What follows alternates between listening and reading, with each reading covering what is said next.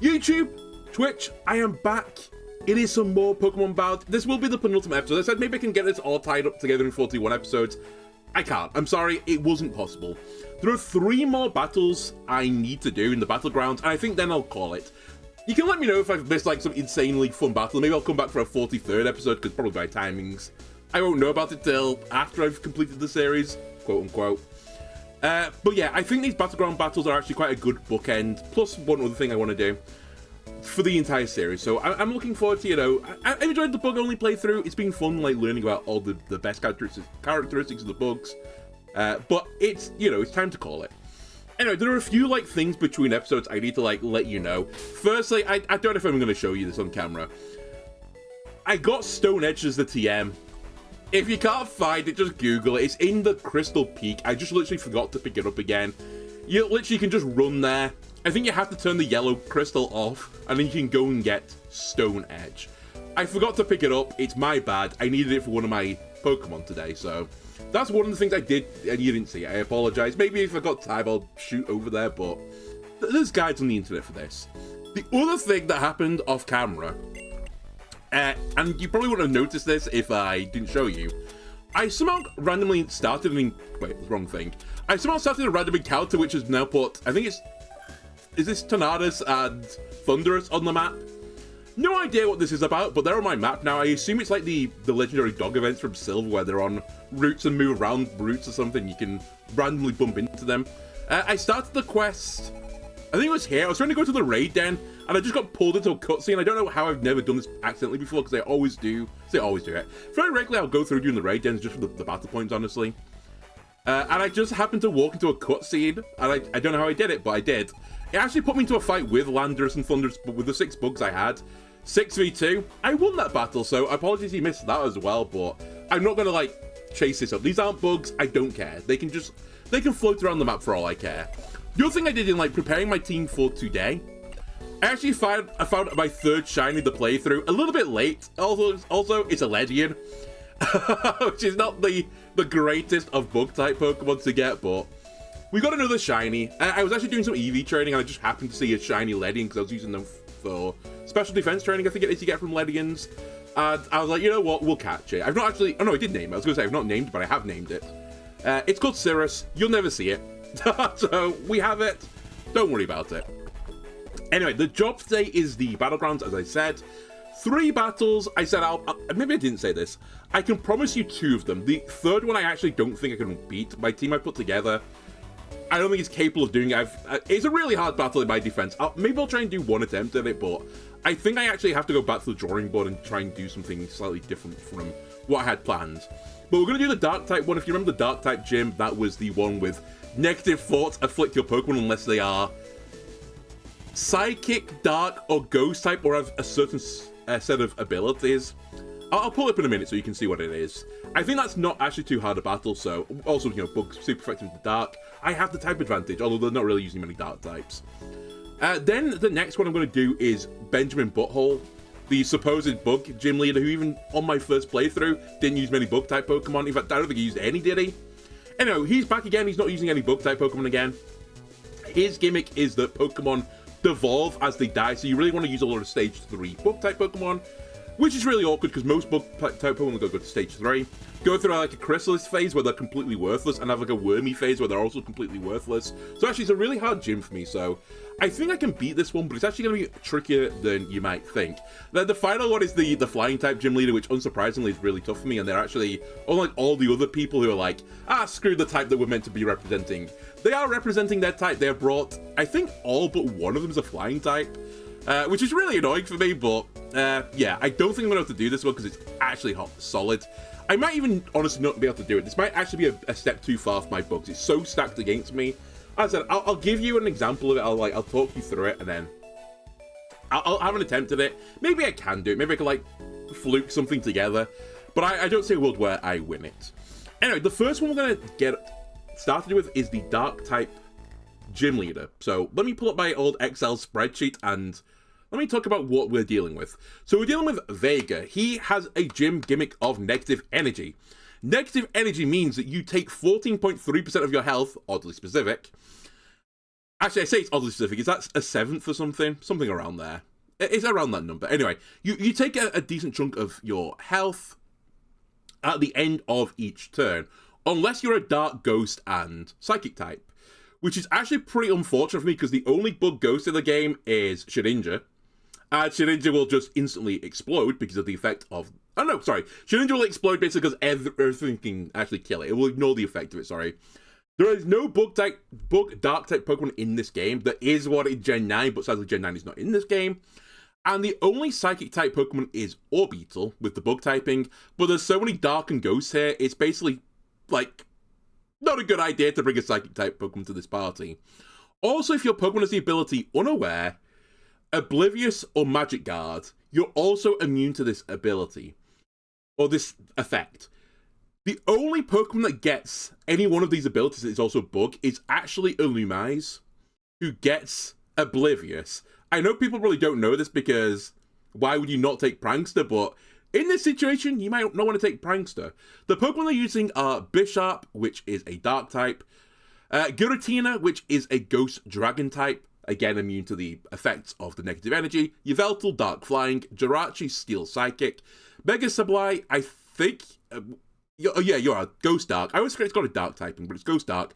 And then Clefable, which is the only thing that's not got Ghost Psychic or Dark typing, but has Oblivious, so it's also... Oh, sorry, Unaware. So it's also not affected by the negative emotion. So they're all immune to their own negative emotion abilities.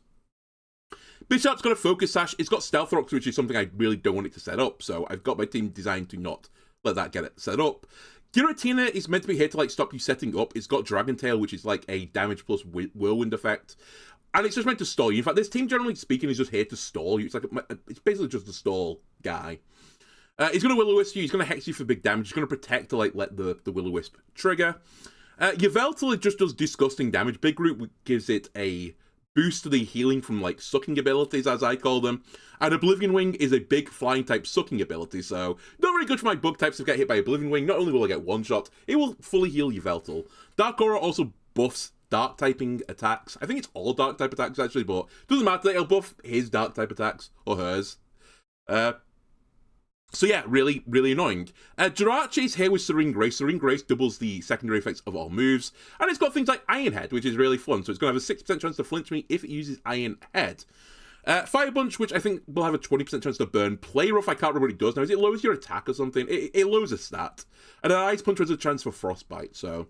Pretty nasty Pokemon. It's got a Cold Berry, which reduces super effective dark damage. So really, unless I'm going to hit it with a big fire type move, it's going to be pretty hard to remove it. Mega Sableye is going to instantly Mega Evolve. It does have Prankster in its base form, but it won't ever use it. It'll go into Magic Bounce. If I try to use a status on it, it will reflect it back onto myself, which you can actually cheese it to some degree if you want to try and do Swagger or something onto your own Pokemon to get it an attack boost. But I've not done that. But I have to be a bit cautious. Again, it's really hit to stall. Snarl to the lowest special attack so it can just draw the game out. Will-O-Wisp to slowly kill me over time. Carmine so it can set up a little bit so Snarls can actually start hitting pretty hard. And Recover to sort of bring it back to full health. And then actually the biggest menace of them all, not Giratina, not Yveltal, not Jirachi, it's actually fucking Clefable. This Pokemon is really fucking annoying. It's got Unaware, which means it ignores all stat boosts. I say all stat boosts. It's like it ignores the stat boost which would affect it, is like how I'll call it. Basically, if I've got like an attack or special attack boost and I try and attack into it, it will ignore it. And similarly, if I've got a defense up, it will ignore it if it attacks into me. But if it buffs itself, which it's going to try and do with Carmine, it doesn't ignore that. It's very aware of its own stat boost. So, pretty annoying Pokemon to deal with. It again has stalling capability. It's got Soft Boiled. This thing is so tanky as well, and it has leftovers. Like a real menace to deal with. So, who have I brought to destroy this guy? Alright, well, the Pokemon I brought to destroy this guy are, well, you can see it on the left side, actually, the spoilers. And actually, I say I need these Pokemon. I think I actually only need 3 of them. The other 3 are here sort of like as cheerleaders or backup support. I'll go through the ones I definitely need first. I need to bring, and you're going to be my lead, Pheromosa. Pheromosa is basically purely here, and it's holding an expert belt, to do a double kick on Bisharp. It's my only way to multi-hit Bisharp and break the Focus Sash and kill it in one turn, so it can't set up Stealth Rocks, because if it sets up Stealth Rocks, that is a bad time for me. I didn't really mention, but one of the weaknesses of this guy actually is his Pokemon aren't particularly quick. There's some like relatively fast things, but nothing like crazy quick. So actually there's a few of the bugs out there that can just simply outspeed all their Pokemon. And Pheromosa is actually one of them. This is just faster than any of their Pokemon. I have a bit of coverage as well. Poison Jab is for the Clefable, Triple Axles in case he goes into Yveltal, Throat Chop for like Giratina. Also, the way my Pheromosa is designed right now, it's actually got slightly more attack than speed, because I don't need any more speed investment from Beast Boost, which means anytime I KO a Pokemon, I'll get a stat boost to my highest stat. In this case, I will get attack boost, which is actually pretty good for a snowballing potential.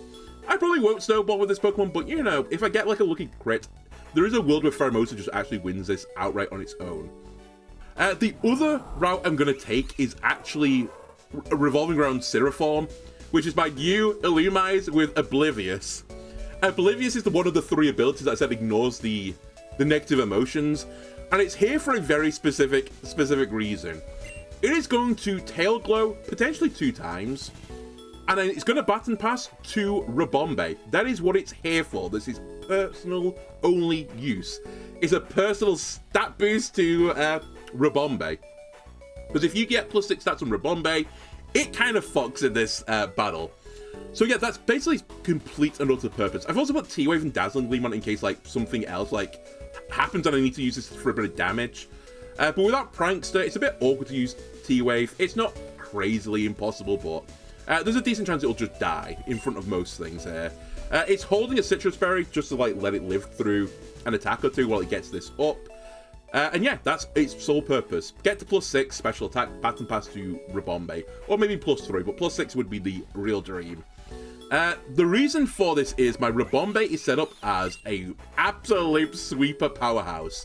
It's holding a life orb, so it gets 30% more damage at the cost of 10% of its health. It's maxed out in special attack. I think that's both in EVs and in the IVs. And now you might be pointing out, you know, oh, life orb plus the negative emotion damage, that is quite a lot of damage. Yeah, that's a quarter of my health per turn, per attack. I came up with a genius strategy. And it's so beautiful that it all comes together. I'm so pleased with it. So its 4 moves are Moonblast, which is probably the strongest Fairy-type move, single target Fairy-type move, certainly, that this thing can learn. It has Bug Buzz, which is its strongest Bug-type move, which can like go into the Dark-type Pokemon for like at least neutral damage. Moonblast, again, good into the Dark-type Pokemon, especially Giratina, which is also a dragon. I say it's a Dark Dragon, it's not, it's a Ghost Dragon. But it's Giratina, sorry, the bug damage won't be effective, so I need a Fairy-type move for that. That's why Moonblast is here. The third move I gave it was Drain Kiss. So Drain Kiss is one of the sucking moves, as I call it. It does less damage than Moonblast, but it will let me restore a certain percentage of my health. I can't remember what it is for Drain Kiss, it's like 20%. Either way, I'll get a certain amount of health back for attacking, and with the Life Orb boost to its damage and getting +3 or +6, my Drain Kisses are going to give me a lot of health. So basically I'm going to ignore the effect of the gym, or what you want to call it, the battle, by just sucking off my opponent. Quote unquote. So that's the grand plan. But the truly genius thing about all of this is I actually can turn off the gym gimmick for this Pokemon altogether. Because there's actually one Pokemon here, and I alluded to before, that's actually a real pain for this strategy. And it's Clefable, because Clefable with Unaware ignores my stat boost when I attack it, and I can't actually one-shot the Clefable, whereas the Clefable can set up and one-shot me instead. That's what Skill Swap is here for, though. I can steal Unaware, and then I can one-shot Clefable, and also, I don't take damage from the gym anymore. So it's a really funny moveset for the Rabombe. I love Rabombe, it's a really cool Pokemon, and I think we can set it up for a great success. Other Pokemon here, I've got Centiskorch here. There is a chance, because I think some of the Pokemon have got Fire-type moves, that I needed something to swap into like into a monster that could actually take the Fire-type hit. So that's why Centiskorch is here. I probably won't need to use it, but just in case I need it, he's here, right? I set it up with Assault Vest because it's got 4 attacking moves, and it will give it a pretty big boost to its special defense. Adamant to like pump out some damage. It's also pretty good into Giratina as well. In fact, we use this on the Elite Four, I think, to be like a Giratina counter. I still think it's pretty good here. Just knock off the Giratina until it dies. Get rid of its leftovers so it can't just storm me indefinitely. Pretty good monster. Also, Flare Blitz can just one-shot Jirachi, which is pretty nice. Only downside of this thing is a bit slow, so it's a bit awkward into Yveltal. Like, Oblivion Wing will just... Well, it doesn't quite Oblivion me, but like, it's pretty bad to take an Oblivion Wing off it. But other than that, it's actually got pretty good coverage into most of the Pokemon that are there. Trying to remember what I got Power Whip for. Let me check my notes. Why have I got Power Whip on you? Oh, I remember I got Power Whip. Okay, Power Whip has no use here.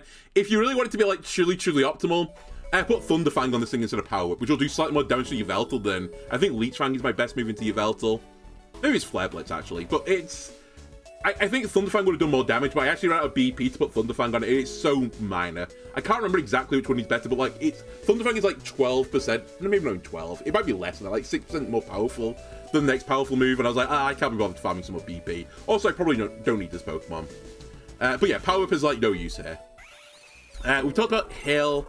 Next up on the list is Tree Blight, aka Dustox. Dustox is here because it's basically the special defense version of Shuckle. If a big special move comes into my Pokemon and I go into this guy, he's probably not dying. Like, it's a really strong Pokemon. I know, like, no one's ever said this before, you know, Dustox is a strong Pokemon. The reason it's strong is it gets a disgustingly broken ability called Dusty Scales, which has special damage. It's basically the same ability of Frostmoth, but this Pokemon doesn't have any 4 times weaknesses, so at the very worst, I'm taking neutral damage from a move. But at the best, I'm taking, like, you know, half or a quarter damage. So this thing can really, like, it can really tank, basically. And it's got Black Sludge here, which will work basically the same as Leftovers, just to keep restoring my health. And the whole point of this Pokemon is just a Quiver Dance to give me more special defense. So basically, Yveltal, not guaranteeing this, but Yveltal and Mega Sableye will struggle to deal with this thing. I guess Clefable as well would struggle to deal with this thing to some degree. And then we can just sweep through the rest of them with Shadow Ball, which is pretty good into most Pokemon here. And even more, if the healing wasn't good enough, I've got Roost as well. As I said, I probably won't need this guy. He has got some significant weaknesses into Jirachi, because this only works on the special side of things, and Jirachi is a physical attacker. So it's pretty, like, it's okay, but it has some weak matchups. But for everything else, it's pretty strong. The final Pokemon I've brought with me is Kleavor. And it's for an oddly specific reason. My Kleavor's got a Choice Scarf because otherwise it's not faster than any of the Pokemon here. With a Choice Scarf, it's faster than all the Pokemon here. And I really need it for one reason and one reason alone. And that is to do Stone Axe. Stone Axe is a low accuracy move, which I will actually say in this game is boosted from typical Pokemon. It's actually got 80 base power. Normally, I think normal Pokemon it's 65. But this move, if you hit an opponent with this attack, it leaves behind Splinters, it's called, but it basically sets up Stealth Rock as you attack. So the whole point of this Pokemon is literally just to get one Stone Axe up, set up Stealth Rock.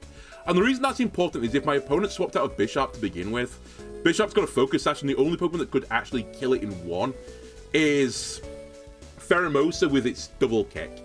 But if Pheromosa dies and Bisharp is still alive, my Ribombee that can sweep everything else can't kill Bisharp in one and actually gets one-shot by Iron Head. So I needed an alternate pathway to break the Focus Sash, and this is the pathway I came up with. I probably could have just ran anything. Like, I could have literally done Choice Scarfs, Stealth Rock instead with a safer play, but I thought, you know what, let's have some fun. The fun has caused me to also change the Kleavor. Kleavor is holding the ability Swarm, not Sheer Force, because Sheer Force would stop the secondary effect of the Stone Axe, whereas I need it, so I've changed my Kleavor to be a Swarm Kleavor.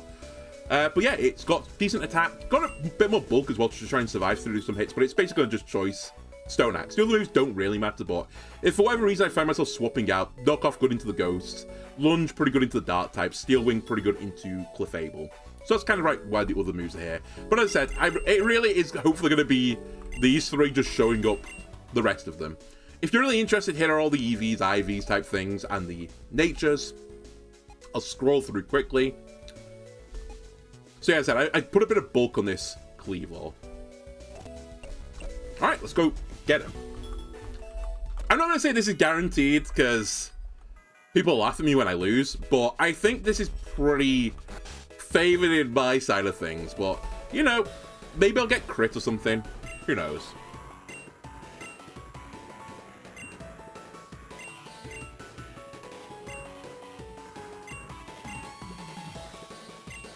My team comp bugs me. It's bugged everyone in this game as well. Alright, I don't need to have your life story. Just get in the ring and battle me.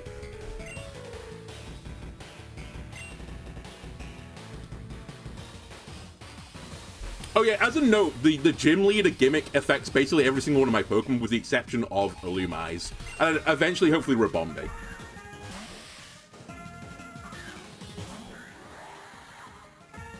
It's part of the reason why I've not got Focus Sash on this Pokemon, because it will take damage to break the Sash anyway, so there's no point in sashing anything, really.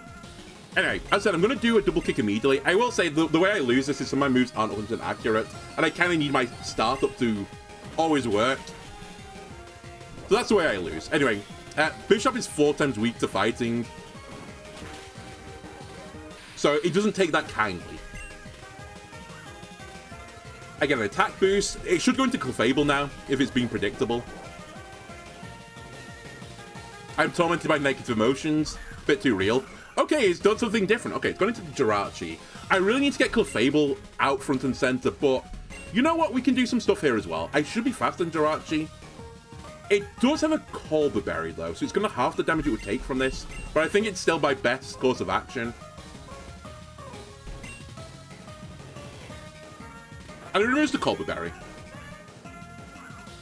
Alright, it turns out we're actually going to use more than just these 3 Pokemon, I think.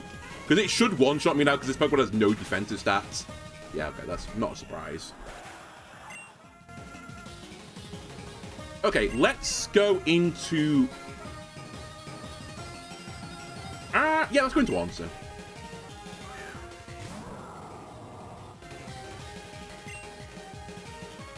I'm going to go for knockoff because it swaps out. I can knock off whatever item, yeah, of the guy that swaps in. Clefable would be the dream. All right, Giratina. Honestly, I'm fine with this as well. This is the Pokemon I've kind of got here to deal with Giratina. This Pokemon can't be Will-O-Wisp, by the way. So, at best, it's going to Hex me. At worst, it'll Dragon Tail me.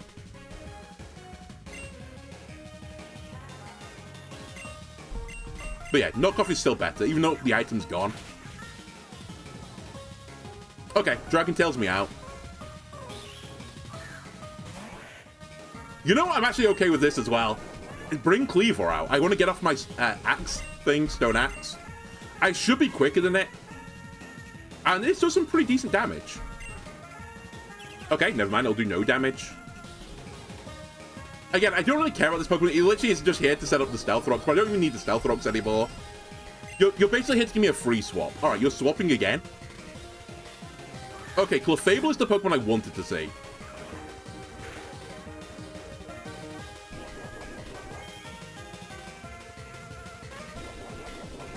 The only slight issue I've got is I would have preferred to swap out. Wait, does this not do what I thought it did? I thought it set up Stealth Rocks. Anyway, whatever. I don't need the Stealth Rocks anyway.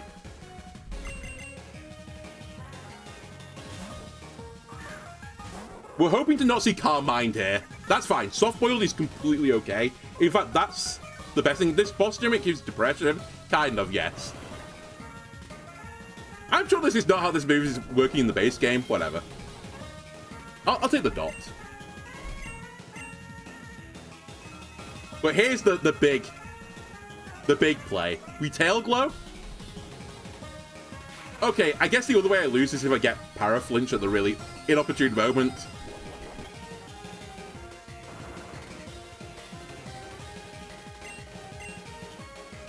Because this thing is now going to set up on me.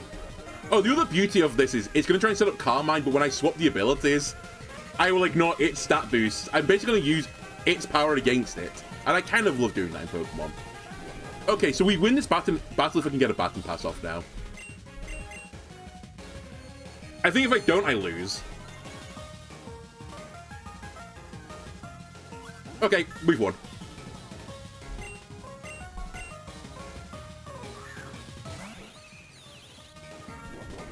Oh, by the way, intentionally as well, which is really interesting for Lumaz, because you normally use it for Prankster, aka Priority. I've intentionally made it slower than some of these Pokemon, so I would Baton Pass out second. In fact, I think it's actually intentionally the slowest. Maybe it's not slower than Mega Sableye, but it's hard to get slower than that Pokemon. And that has Prank. Well, it somewhat has Prankster. Anyway, now I need to remember, I have to skill swap this thing. Oh, I'm unaware now. Uh-oh, Clefable, what are you going to do now? So I'm now +6 for a Bombay with Unaware. Moonblast! I can ignore your stat boost. This isn't going to kill me. Wait, my special attack fell? That's a 10% chance. I think even with +5 I should be fine. I actually need to check my calcs now, because this has changed something. Because I was going to Sweet Kiss it, but I don't think it'll kill anymore. Is this the other route to Sadness? +5. into Clefable.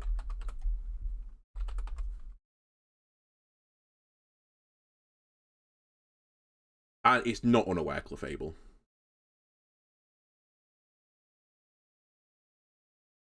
Yeah, Draining Kiss isn't a guaranteed kill anymore. What is the odds of this failing, though? Actually, you know what? There's no... Well, there isn't a lost condition here. No, there is. If I get Thunder Waved, there is a lost condition. Wait. I think this still will kill, based on the Stone Axe, like, residual damage, which I don't know why it's doing it, but I'll take it. This is 90 to 106% chance to kill. But it's not 100%. I'll go for it. T-Wave is the thing that will cause me to lose from here. Anything but T-Wave, we're fine. Okay, we're good. I think I can kill everything at +5 still. I just needed the health. Right, Giratina, you are a interesting choice. I think it goes into this to try and swap me out, but his move's got negative priority. It's also slower than me, so it doesn't really matter. I'm pretty certain giving it the suck will kill it, so I'll just give it the suck.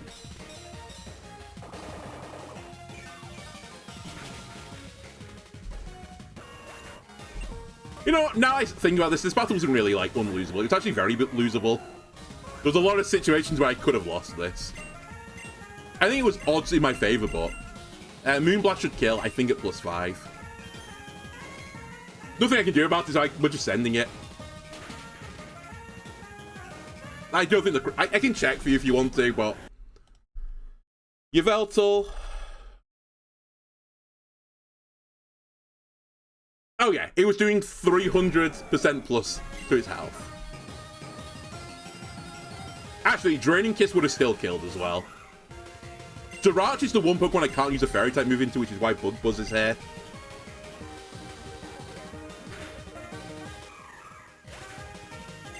And then you're finally going to bring out Vega Sableye. Honestly, Vega, you've got a pretty big Fairy weakness, is all I'm going to say. And I won't fuck around, let's just Moonblast it. I could give it a little kiss, which is kind of, you know, the pageantry. The kiss of death. But just in case, for whatever reason, I leave it on like 99% health and lose. Which I think is actually impossible from here. I'm pretty certain...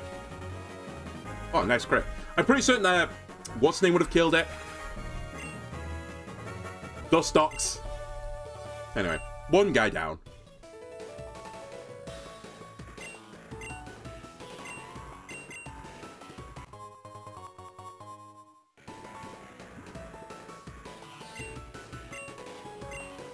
Alright, thank you for the Dark Z, much appreciated.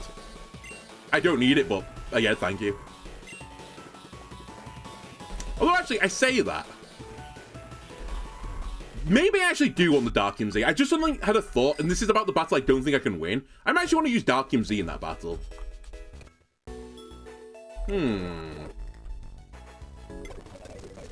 We'll see. Anyway, everyone back in the box.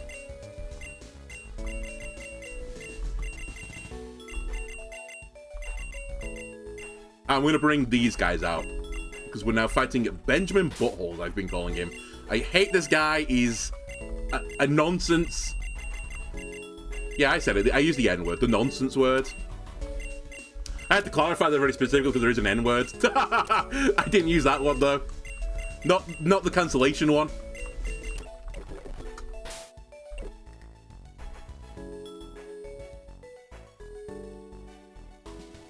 And let me change the sidebar. So the gimmick of this gym, as I'll like talk about in a second, is every Pokemon devolves when it dies until it reaches its like lowest like base stage, at which point it will then die. So they are like equipped with a bunch of Pokemon that have like, you know, 3 stages of evolution. And that's a problem for my books, because I can't really do the same thing. As I said, there are a bunch of books that have 3 stages of evolution. The problem with them is that most of them are actually kind of poo. I mean, by poo, I mean like the stage of the evolutions are kind of bad. As I said, one of the stages is like a wormy thing. And that's like no good for anyone, right? I don't really want to have like Caterpie tackling people in this battle, going against like a Rhyhorn or something. It doesn't quite work, right? So actually, it's pretty hard for me to really, like, interact with the gym gimmick in a way that can be favorable for me. So I basically have to make Pokemon that are, like, 3 times stronger than their Pokemon. Even like Metapod, it's not there, but, you know, it's actually a gimmick that they use as well, using a bunch of Eviolites. What am I doing here, by the way? You need to just swap. Also, I swapped Centiskorch out, and I've got a Centiskorch. What am I doing? Not looking at my screen. Alright, put Centiskorch back. And we need you.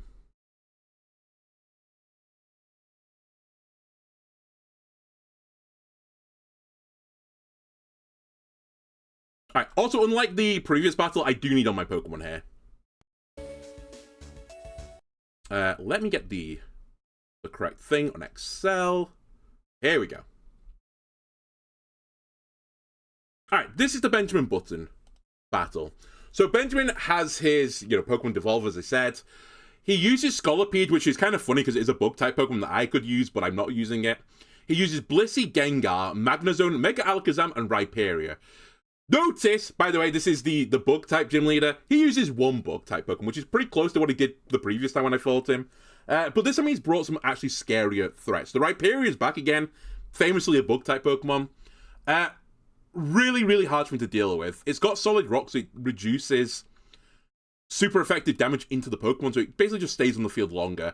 Also holds an Eviolite, which again won't kick in its first phase, but when it devolves into Rhydon and Rhyhorn, it will get an Eviolite boost, so it's going to be really, really, really annoying to deal with this Pokemon. And, you know, Rock-type moves super effective into bugs. It's just, like, a nightmare. The Scolipede is here to set up spikes so I can't switch around. Funnily enough, it's a gimmick that I'm going to use. When I beat this guy the first time, I basically set up terrain hazards. Because he tries to swap around a lot, he just dies to the terrain. So, spoilers, I'll be doing the same thing. But yeah, he sets up spikes so I can't do the same thing to him. Honestly, the Scolipede is not that scary. It's also an Eviolite one.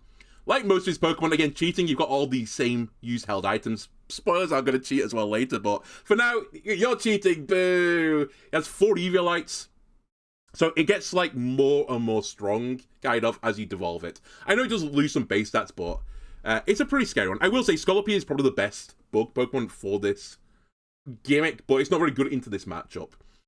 Bliss is annoying because it can just storm me out again. Eviolite Chansey is just a massive tank, just a massive bollick. Can also set up Stealth Rocks, which is really, really bad for bugs. And yeah, Seismic Toss is like set damage. And the only thing that can really stop the Seismic Toss is a Ghost type. And I'm not bringing, whatchamacallit, I'm not bringing Thingamajig. Who's he called? Shedinja. Shedinja is horrible into this battle as well, like most battles in this game. So yeah, I can't really do anything about it other than take the Seismic Tosses. Gengar's got Choice Scarf. It's incredibly quick, has Levitate as well to remove its ground weakness.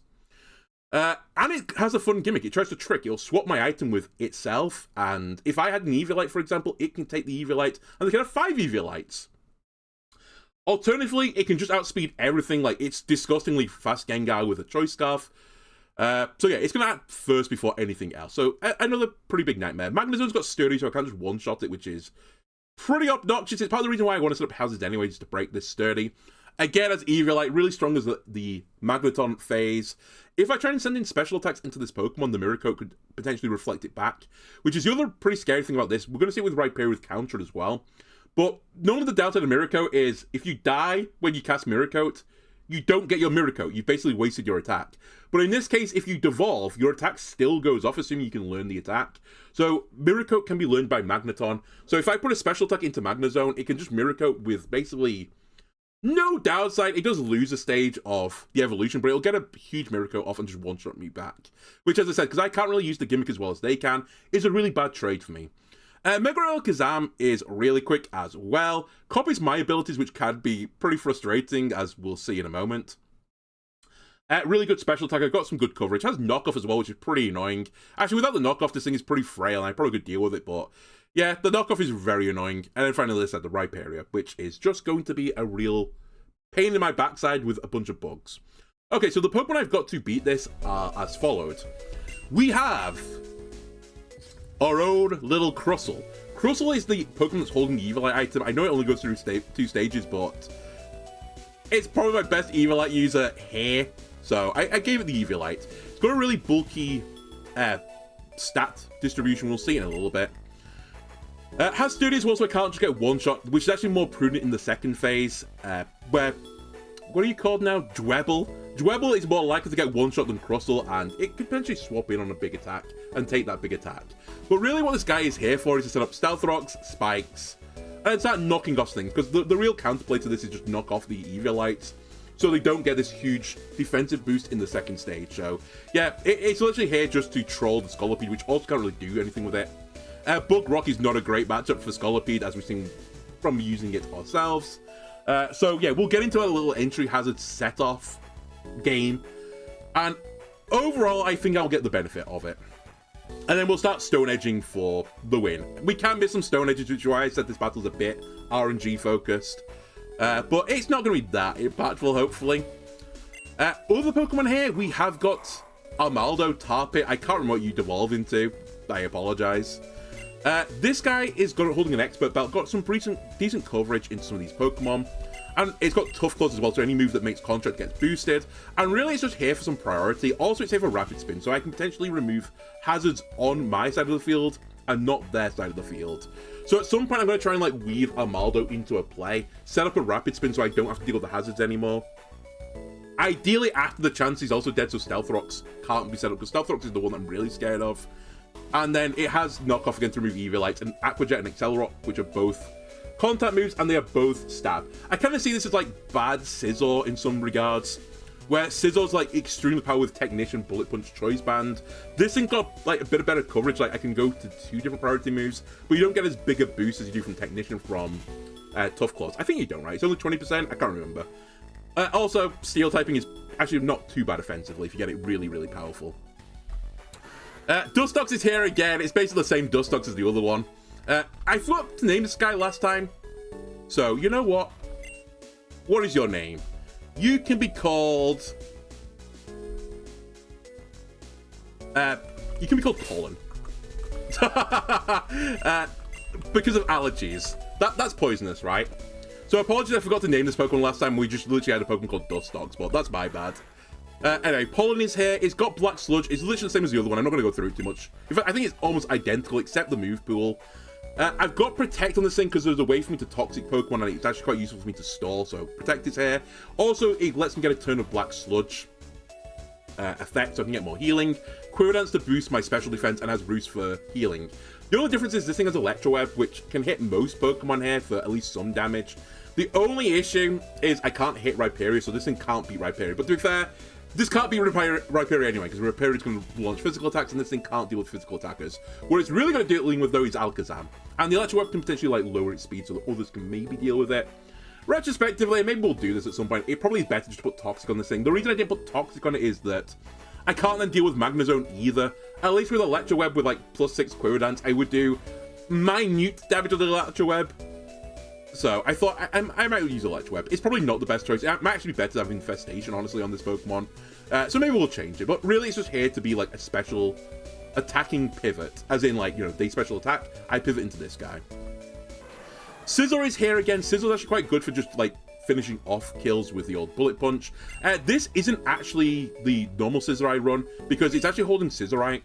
This can Mega Evolve. Now, with the Mega Evolution, you don't Mega Evolve and then go back down into the Scizor. You actually do drop into the Scyther stage, in case you're wondering. Same with that Alakazam. It won't go from Mega Alakazam to Alakazam. It will go to Kadabra. But either way, it gives me a big stat boost. It doesn't, like, lock me in as I normally do with my Scizor. I just lock into Choice Band and Bullet Punch. I can swap around a little bit. This Pokemon's actually quite good into the Chansey. Big close combats for big damage on the Mega Evolution. Knock off again to remove, like, held items, because I think held items are really important in this battle. I do have Bullet Punch, which is quite good into Rhyperior if I ever have to, like, finish off one of the forms of Rhyperior. Like, if I've got Rhyhorn at the end, Scizor can beat the Rhyhorn. And then finally it's got Defog. Defog is, like, it's like the emergency button, but I probably don't want to ever push it. Defog removes hazards, but it removes hazards off both sides of the field, and I don't really want to remove their hazards. So if I get to a situation where I think, you know, like, they're down to the last Pokemon, I'm like, I'll just defog so I can keep a Pokemon alive as it switches in. I'll do it. But, you know, other than that, I probably don't push the defog button. Since Scorch is here again because there is Hidden Power Fire or Magna Zone, so I needed a safe swap into a Fire type attack. Also, this Pokemon is actually really good at dealing with Magna Zone. It's again holding an Assault Vest, so it takes less damage from the special side of things. I think I've invested some stats into its special defense. I can't actually remember, maybe it's just health, but it's pretty specially bulky. Has Fire Lash, which will not one-shot the Magna Zone, but we don't need it anyway because it's got Sturdy, but could lower its defense so other Pokemon can, like, finish it off. Knock off again on this Pokemon, Leech Fang for potentially restoring health. Very good into the Mega Alakazam if I can set that up. Obviously, Mega Alakazam really quick, but yeah, the Leech Fang could give me a big health boost if it, like, throws for whatever reason.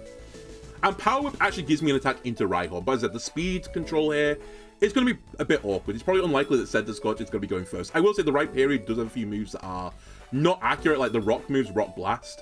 It's 90% accurate, so there's a chance if we get to that situation where this Pokemon can actually flourish. I do need to remove Stealth Rocks before I send this Pokemon out, otherwise it just gets half health. And with the spikes, it will probably... Does it actually die? I can't remember if it dies. I think it lives on like 8% health through 3 layers of spikes and a Stealth Rock. That's not a good deal, so we'll try and avoid that. But yeah, it's really here to take any big fire type damage. Has knockoff. Pretty good into special attackers. And I found that this is actually the crux of the entire build, and if this guy falls, we all fall.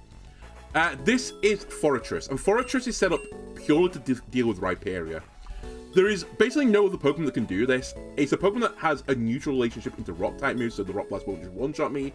It has a neutral relationship into Earthquake as well, and it has an incredibly high defense. So the whole point of this Pokemon is to layer up Iron Defense, Toxic the Rhyperior, and just let it slowly die through Toxic. And then while that's going on, the leftovers will heal me. I have Rest, Sleep Talk as well, to potentially put up more Iron Defenses and just put my health back to full. In a 1v1, this actually beats the entire chain of Rhyperior, as long as it doesn't get crit. That is my one weakness of stalling. It's actually the big weakness of stall is, like, you know, crit damage. But it gives me a favourable matchup, which I think almost no other Pokemon can get a favourable matchup into the Rhyperior. Anyway, I'll show you the spreads. Dup, bip, bap, bip, bop. Yeah, I did put special defense investment, and bap.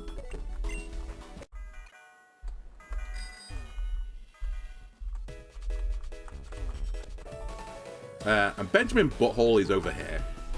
Let me also create a save state so I don't have to run through all that again.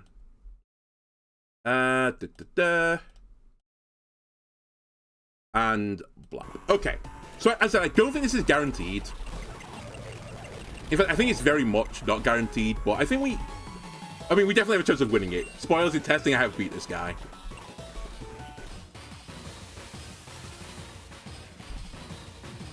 Also, the first few turns are going to be really boring, because we're just both going to set up entry hazards. I think they have no way of removing the entry hazards, which is the other thing I've got in my favor. So they're going to set up spikes, I think. Yeah. It's fine. I will take this exchange with you, Scolipede. I set up Stealth Rocks.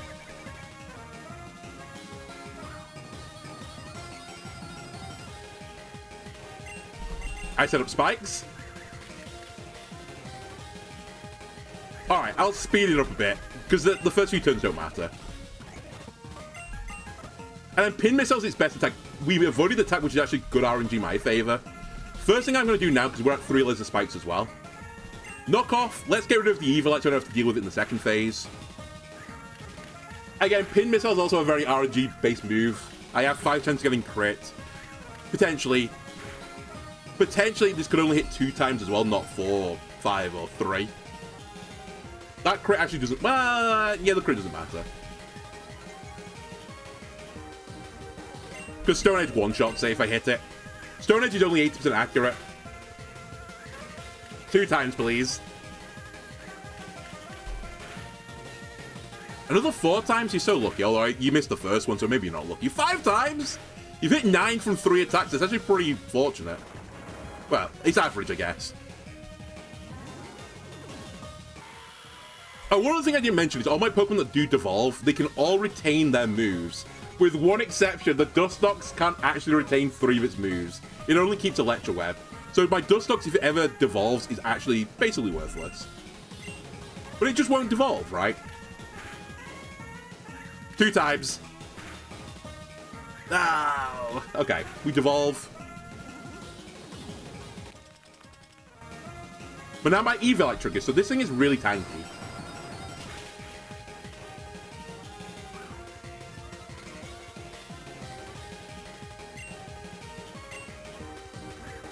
I think it's still better than knockoff. I don't think knockoff kills from here, because sadly this thing has not got a good attack stat. Okay, we would do a miss.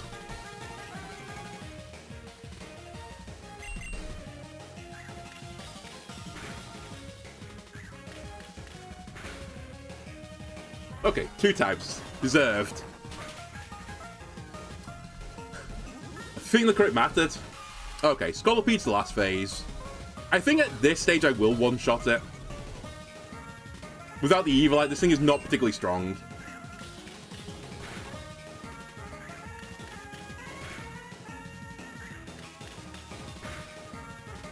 I think this was a below par performance for my opener. But good enough. Okay.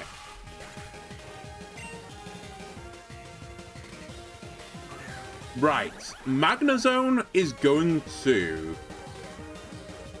He might Flash Cannon me, you know. I think regardless, the best Pokemon for this to go into is Center Scorch. I've got the Assault Vest. If it does Hidden Power Fire, which I think would be a bit bizarre, I'm good. I do get hit by the spikes. It is Flash Cannon. Yeah, I resist this. This won't kill because it's got Sturdy. But it won't even... Oh, no, wait. It took damage from my entry hazards. Right, that's right. It will die. The next one won't die, though.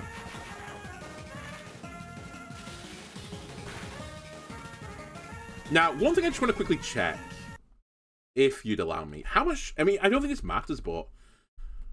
Center Scorch into... Oh, my God, I don't have Magneton in my calculator. I just wanted to know how much the Magneton would take here. I really... Oh, wait. I actually fucked up here already. It probably doesn't matter, but it wasn't a good idea. I should have knocked off the previous stage. Okay, it's what I do now. We knock off. I wanted to try and see if I could get a bit of healing. It's actually huge that we held on. It guarantees me another attack.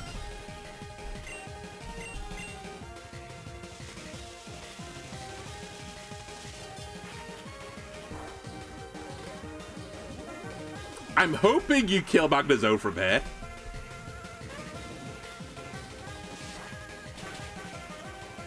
Well, that's pretty bad, actually. All things being considered, that's not a good roll for me. I'll try to do a leech trying to get 1 health back, but I think this Magnezone's going to kill me now. Yeah, this won't matter. Unless I'm faster than Magneton. This is the most annoying thing about this battle. I didn't check the stage... like the speed stage for all Pokemon. It required too much time investment. Okay, we're slower. Do I live this though? It's just a Magneton. It's a little Magneton. Okay. Oh, okay. This is slightly bad now. Don't know why my opening went so bad.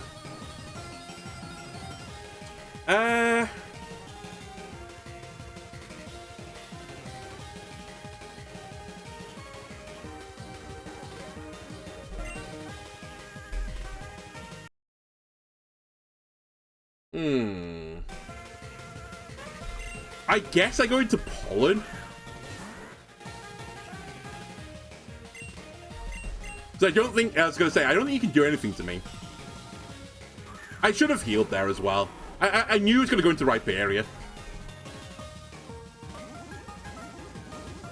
And now I have to switch. I can't stay in front of Rhyperior.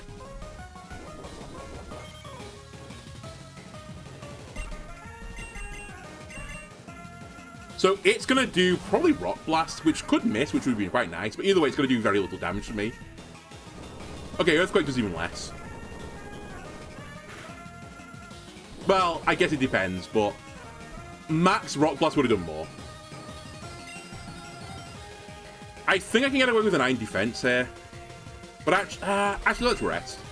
I'm actually kind of surprised. I thought it would swap. Normally it swaps into Alakazam after this.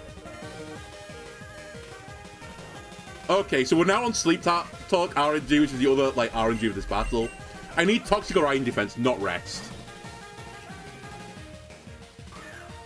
Okay, it doesn't matter what I get. There's actually no good result anymore.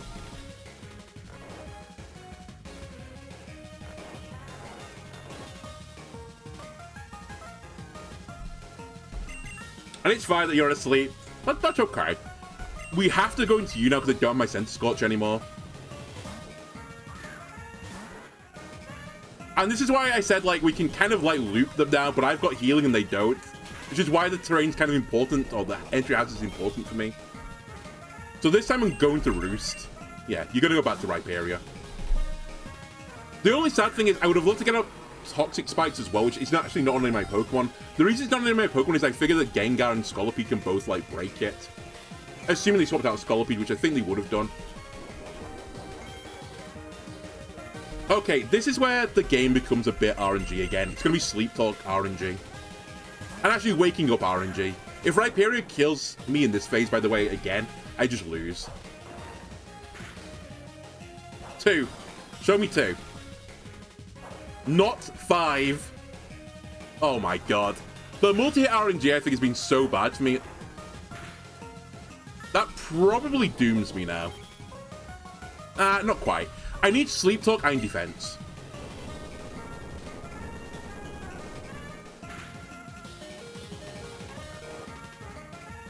I think it doesn't matter anyway. Rest! You fool.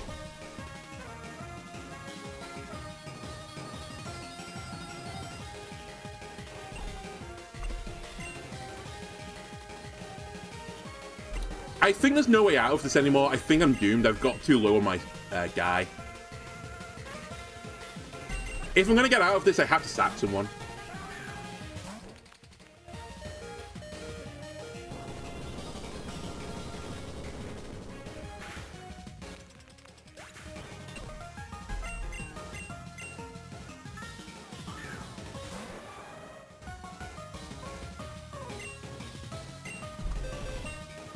I'm intrigued what the AI is going to do here.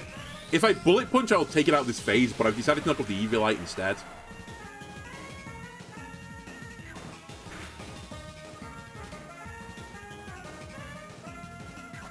Counter? Okay.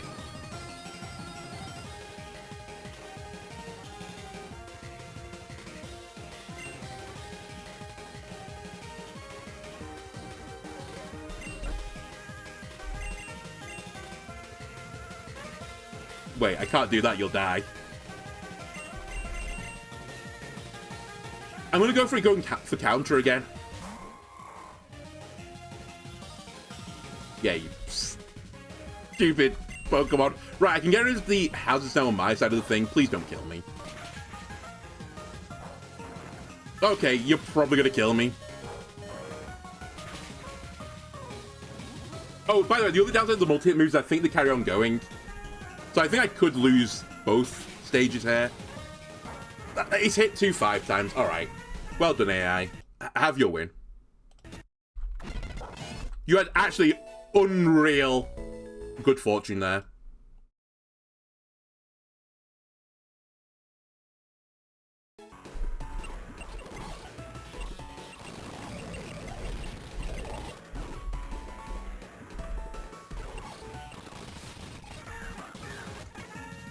Again, the beginning is going to be the same, so let me just do the Stealth Rocks. Spikes.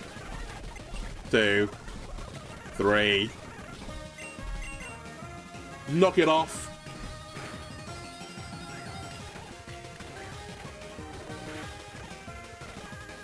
Again, the crit doesn't matter.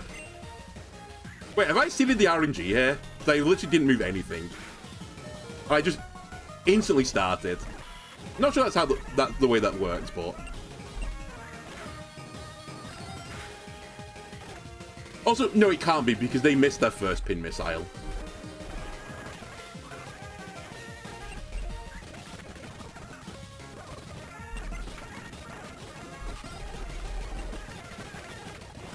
Alright, it's literally identical to how we were before.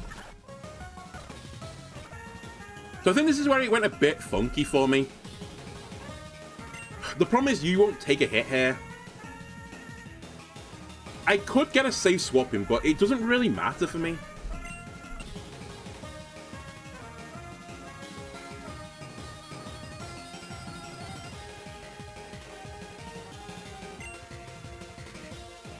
You know what's changed? Let's go into Dustox. Dustox will take the attacks quite well as well, including Flash Cannon, which I think is the move that's coming in. Wow, T-Ball. Okay, still fine.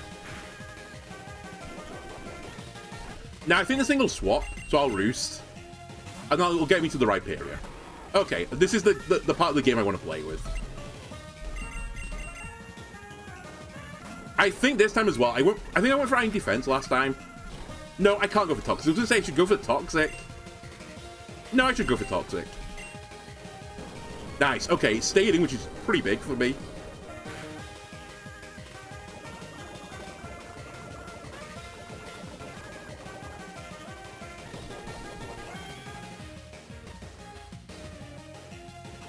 I wish I had Protect, but I can't have that 5 moves, sadly.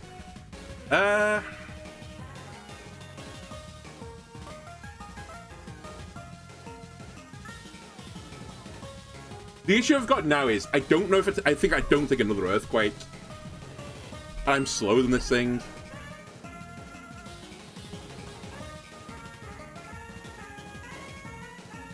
But the problem with the Toxic and hopefully it swaps again is it won't swap for starters, because I think it's going to kill me. Also, it'll swap to Magma Zone, which is what I thought it was going to do.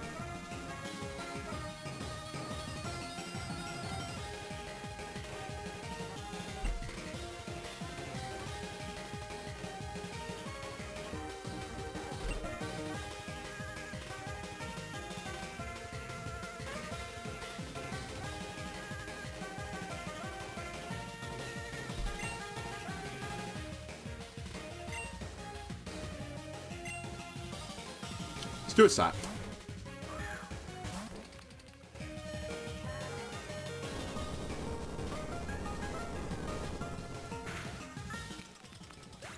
Yeah, I have to go for Iron Defense first. The problem with going for Iron Defense first is if it swaps and I get no value.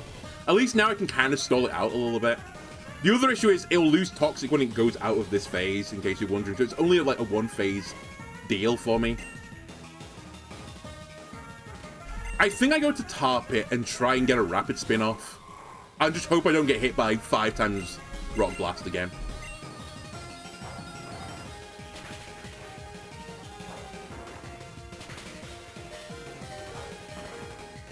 Please don't. 4 times, I'm okay with it. I'll take an L on this one. Not 5. Thank you. So that's my entry hazards gone. The speed boost doesn't matter. I can then finish off this phase.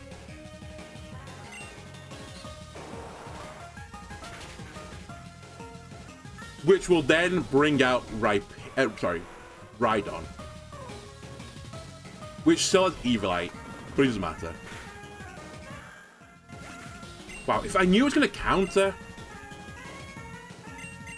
I could have done something different. I'm going to shoot for the moon. I think I'll take an Earthquake now because it's devolved a level, but I'm actually not sure how much attack it loses.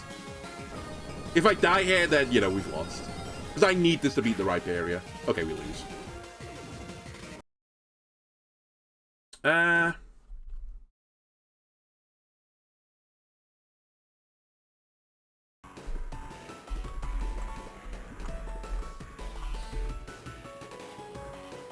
Okay.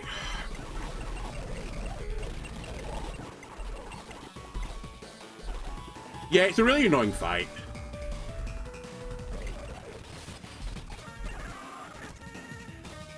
Just partially because there's so much variance in it.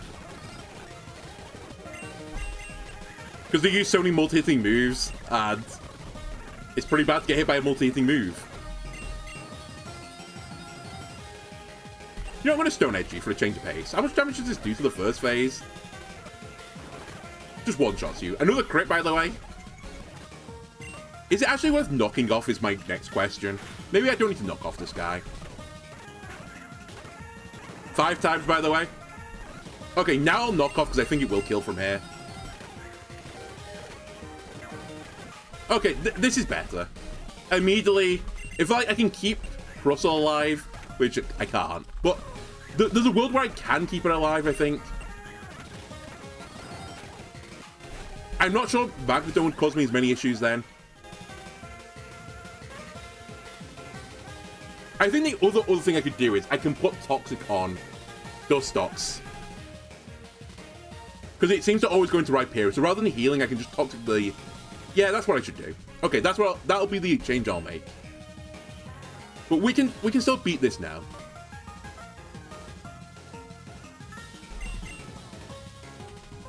I kind of want to check the calc, but I'm pretty certain you don't live a Flash Cannon. It's going to you.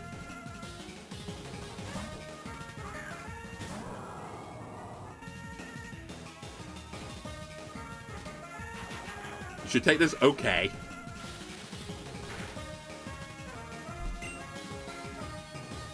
Right, this'll kill. I should have knocked off. Ah, no, maybe I shouldn't have knocked off. No, the knockoff is pointless. It'll take me 2 hits even with an Eviolite on. Oh, you're quicker than me.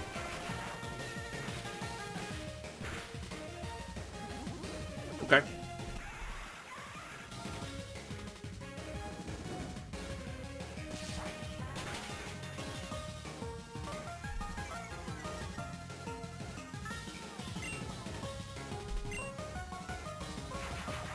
Hold on. Okay, I got it down to Magneton again. I think it's all I'm going to get from this, though, because I'm pretty certain I die from here.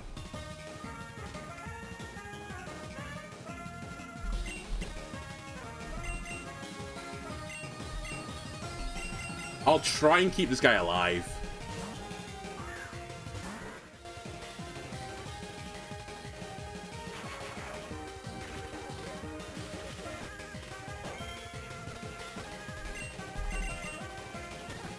Rhyperior is here. Okay. So I have to raise my defense. Like, a miss of a Rock Blast there as well, just instantly on the spot gives me a chance of winning.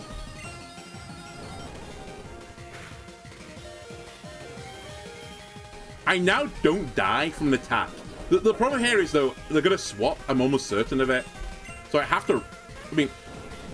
I think I live this. I was going to say, if it swaps... I don't know. I have to rest. Basically, I can't stay at this low health. Because if it swaps and I get an attack off, then the next turn it'll outspeed me and kill me. Because it'll use a special attacker. Now I need Sleep Talk Toxic, or Sleep Talk Iron Defense. Toxic... Okay, it doesn't matter. There's no good result. But this is why I need the entry hazards up.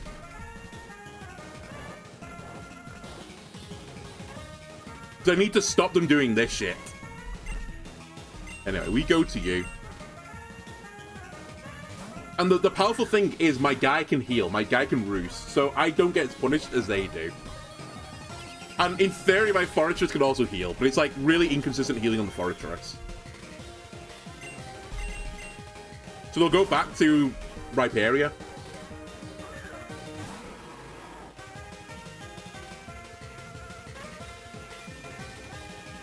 One thing I can do to make my life a little bit easier here is I can sack a Pokemon so I don't have to take the damage on you on the swap-in. So I think that's what I'm going to do this time. I'll go into you because you're really here. And it's part of the reason why I'm leaving these like base stage baby Pokemon alive.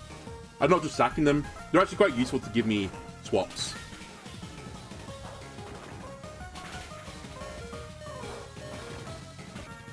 Perish. And again, we're at the mercy of the game. Sleep Talk, I need to hit Iron Defense, ideally. 1 in 3 chance.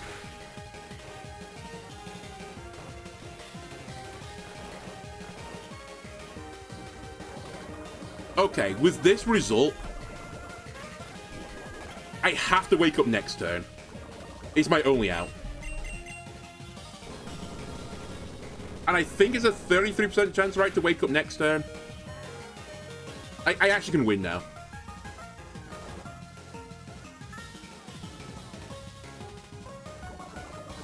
Well, I say this. I need to hit 1 Iron Defense now. Okay, never mind. Magneton. Magneton back. Takes more damage. And we just repeat the whole spiel.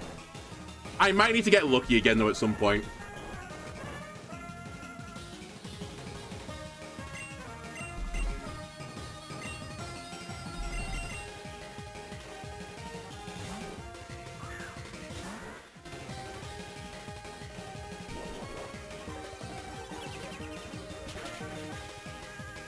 You know what? I'm dumb.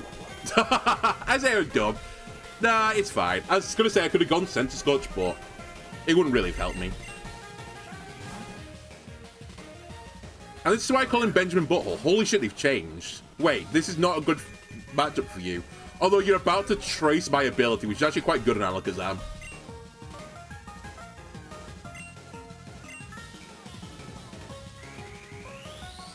They're going to knock off.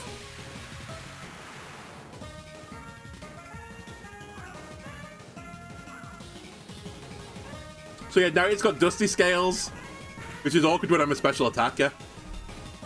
You know what? I think you should have Toxic. I've decided. Screw being able to kill Magnezone. Screw being able to kill Rhyperior. You don't need to. Actually, you don't need Protect. Yeah, there's no reason to have Protect. I'm good, right? Yeah, I'm pretty good. +2 Dustox.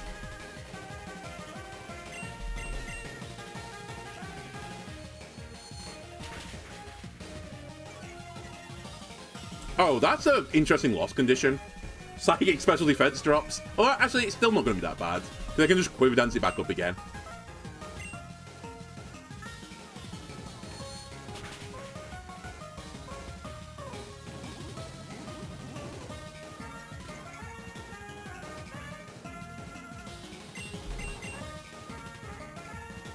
Just don't crit me. Right, we might need a double roost here. We need a double roost here. And I think next turn I can go on the attack a little bit. Also, Alakazam will start taking damage now. I think because of Magic Guard, he doesn't take any damage from the Stealth Rocks. So see how much this does. This is going to show how good a Pokemon Dustox is. +3 Dustox, I think it is. Maybe +4 now. I've lost track of the special attack. It is only 55 base power, but still, come on. I'll really be protecting this Pokemon. It's actually worthless.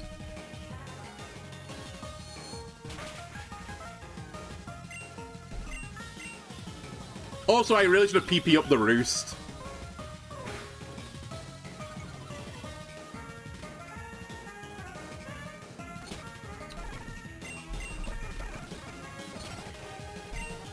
Alright, you know what? I want to just swap in the... I want to restart in the interest of time, but... Alright, forget it. I'll just sack it. Alakazam now dropped to no speed. Go get him, Wordpull. Alright. Had enough of that shenanigans.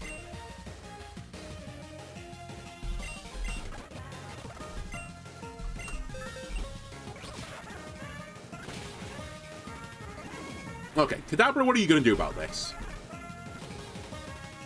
Shadow Ball me. Doesn't hurt me. I think the AI's even given up as well. It's like, I'll run into this unfavorable matchup with you. That's okay. We can do this. Right, Gengar is now here. Gengar, what are you going to do about knockoff? You're just going to one-shot me? Okay, never mind. You didn't one-shot me. Please don't Power Flinch. Oh my god! I lose because of the Power Flinch. I can't outspeed this thing anymore. You swine. Oh, I have to knock it off. Because it can trick the choice item. Nice crit as well. The rich get richer, I suppose.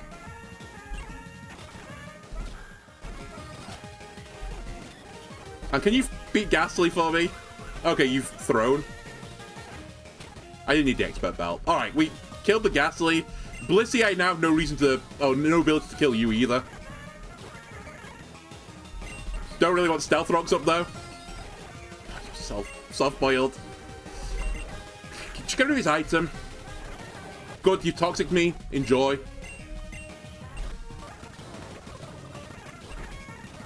Ah, it's such a troll battle. Ah. Okay, can you kill this thing maybe with a Leech Fang? I can't get rid of Stealth Rocks anymore.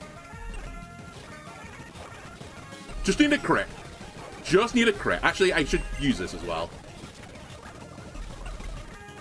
Just need a crit. Okay, I need another crit.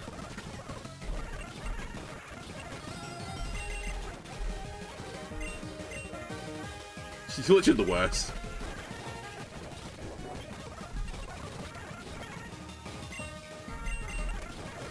Don't know why I'm carrying this on. There's no world where I win this anymore. I actually can't really kill the Blissey.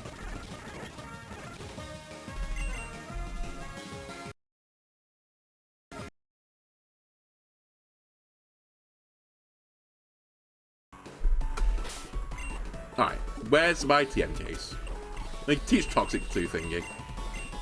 Just to reduce that happening. Because whatever happens, I'm going to get knocked off my sludge. Alright, Automod. Automod got really angry at the word stinker there. A really offensive word. Thanks for the assistance. Alright, so we've got Toxic on you now, so I can kind of get the Toxic on Rhyperior earlier. Any other change you want to make? I have no idea.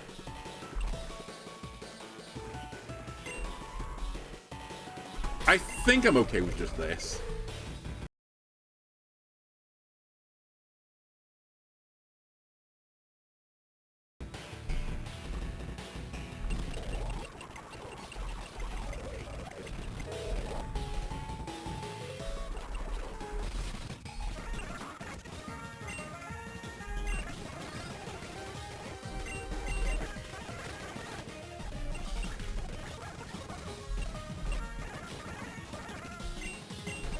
Right, we've learned we Stone Edge first. Also, I think they missed a attack there. I keep critting with this guy. To be fair, Stone Edge's got heightened crit, right?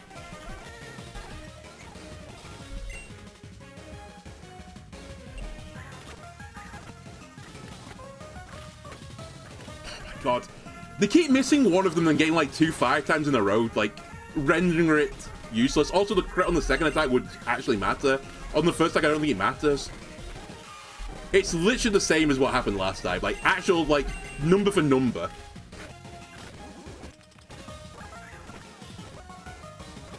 Even the avoiding attack sync is the same. Okay. I think that's slightly more health than I did last time at green health, but still. I think you have to go into this guy. You know what? The alternate line is I just sack this guy. Yeah. Actually, you know what? I'm going to take a new line. Let's just sack this guy. So Centiskorch doesn't have to take the attack. I'm actually quicker than you, which is astonishing to me. Okay, hang on a minute. This has actually opened up a new world to me. How is Dwebble faster than Magnezone? That doesn't make sense.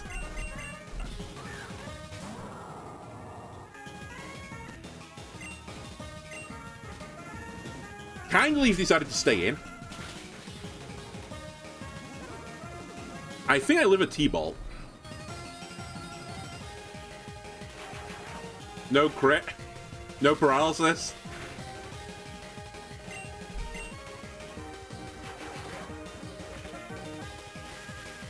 I think, no. Okay, actually the crit didn't matter here.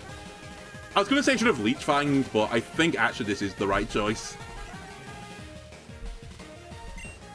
Well, if only you had a priority move Centiskorch, you'd actually be pretty good here.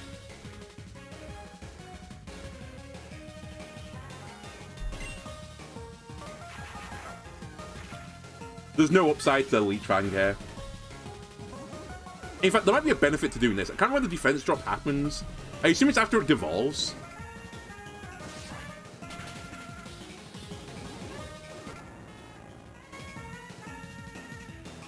Ah, we'll never know.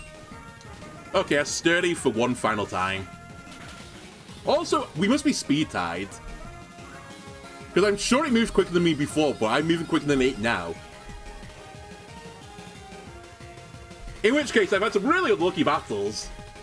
Because I only have ever outsped the Magneton once. I need to do it again, ideally, as well.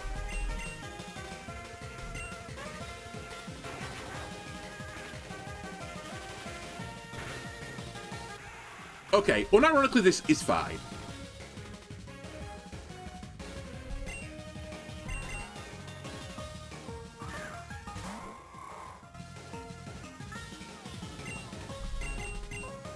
I'm actually stunned you didn't swap there. That's actually my bad. I have priority moves as well. You know what? It's fine. Amaldo is literally here to do a rapid spin. It will make my life so much easier in a second. It will pick up a kill on this. I trade one stage of evolution, whatever. I'm okay with this.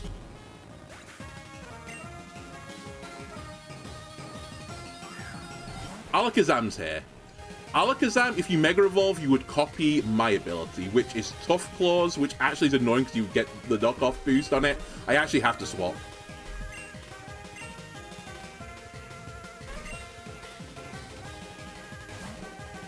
You go to Pollen. You're going to get my ability, but it's fine because I'm going to Toxic you this time. There's also no more Steel types. So they'd have to swap into Gengar now to not get Toxic.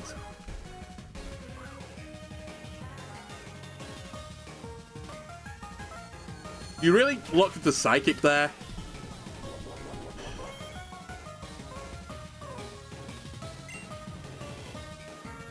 Ironically, this is where I need Protect.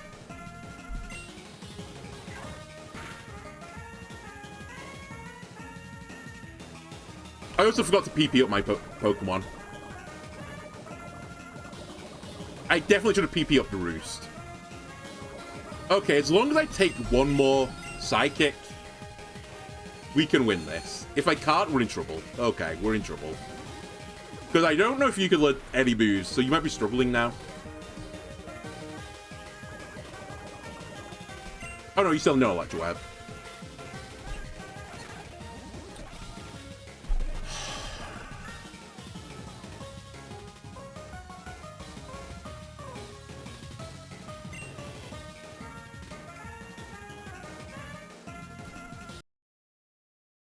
I can't win this battle again.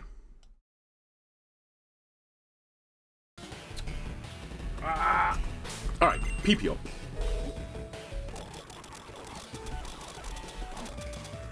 I don't need to rush this. I can't let Dustox die. Fuck. I can't let Dustox die, though. Where's Roost? 3, right? Yeah, okay. I also need to PP up Sleep Talk.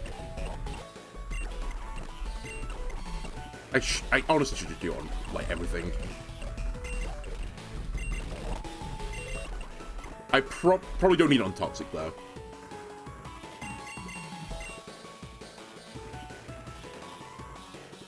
Okay, we'll go.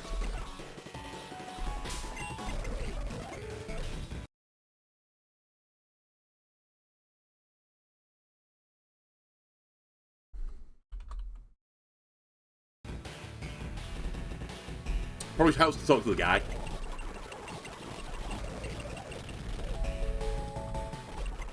Right, Benjamin, you're going down this time. I think I finally figured you out, maybe, possibly. Stealth Rocks. Spikes. Spikes 2. Spikes 3. They're not as successful sequel. Stone Edge. Don't crit the first one, crit the second one, please.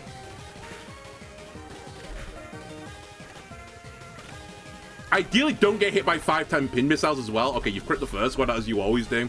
Which means you won't crit the second one, because that's the way the game works. Yep. Cool. Very good. Thank you. Okay. Oh, you didn't die? Ah. I think that was a damage roll. Okay. I should knock off this time. And then Stone Edge. And they missed the attack. My Dwebble is at full health. Cool. We've learned now we should knock off here, because we're faster, apparently. Get rid of the Eviolite. Sturdy means I hold on 1 health. I said Sturdy might matter. This was the time it mattered. I guess we knock off again. It really doesn't matter, though. Sadly. Now we go into you, Centiskorch. Centiskorch, do you mind actually doing something for a change as well? Let me just do a quick calc. How much does Leech Fang do to this thing? It does 17 to 20%, so it's not lethal. I have to... I'm actually on the wrong one. Centiskorch. Benjamin Butthole. It does the same. Okay. I have to Fire Lash.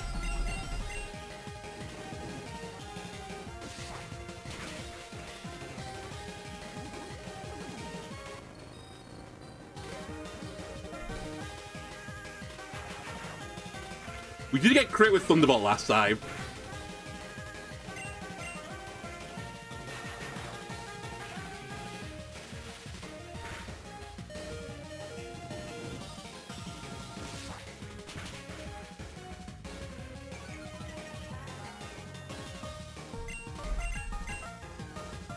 Live.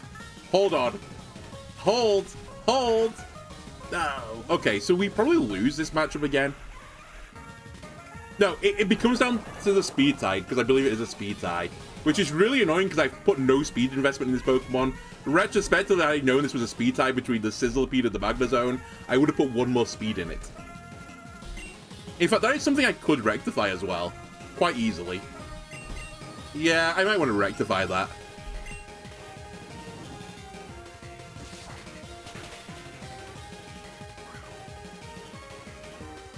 Wait, we've done it, no? Hang on a sec. So, somehow, I guess the crit did matter. I took one more attack this time, maybe. Because I'm going to win this, I think.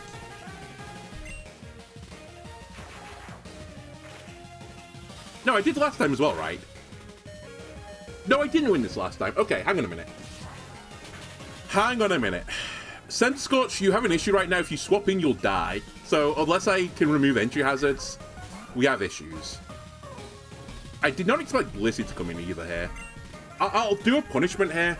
If you want to put up Stealth Rocks this turn, you can. But you're going to lose your item for it. Or you can kill me. You've chosen to kill me. I'm very much okay with this exchange.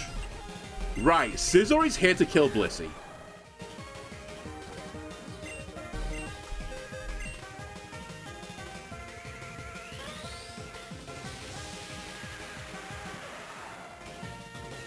And I'm faster.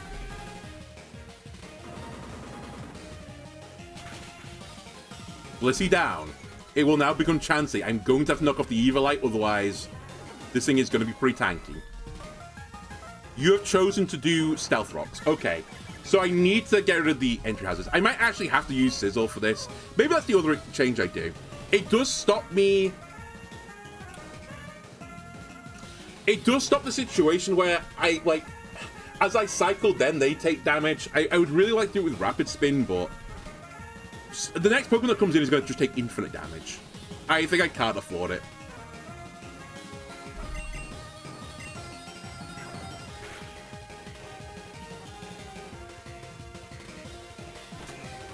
This will do 100 damage, it's set. Okay, I'm going to defog. So, all entry hazards are now removed, which is like, why did you bring what's his name then? Good point.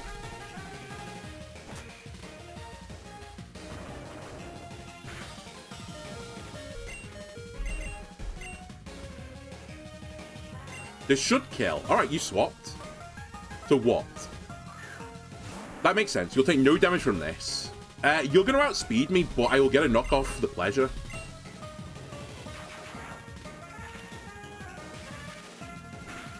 I need you to throw now. I need you to trick my Pokemon. Give me the choice item so I'm faster.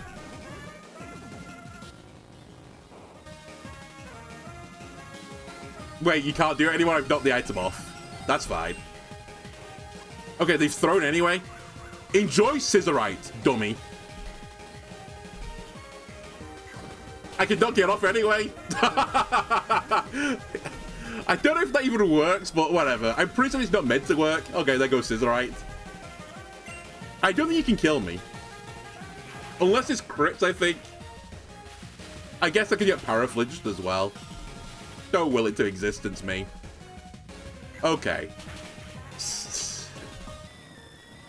I'm removing threats. Blissey, Scolipede, Gengar, Magnezone, all gone. It's just Mega Alakazam and Rhyperior, but it's really annoying because they're the two that are going to switch between one another.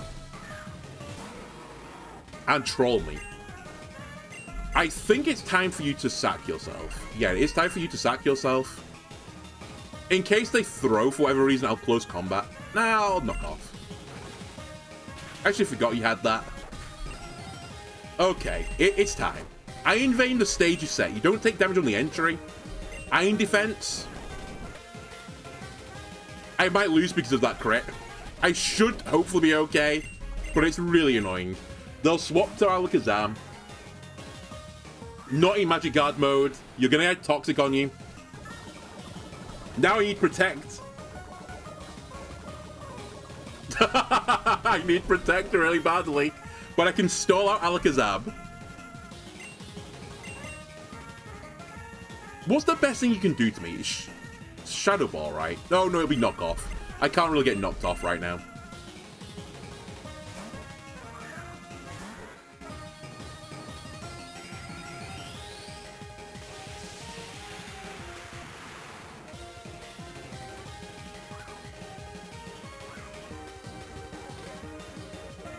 Wait, you have Magic Guard. How did that work? I just noticed. Shouldn't I have bounced it back? Or, no, maybe I'm thinking of something else. There's too many magic something moves and abilities in this game. Right, we'll go for a Quiver. Okay.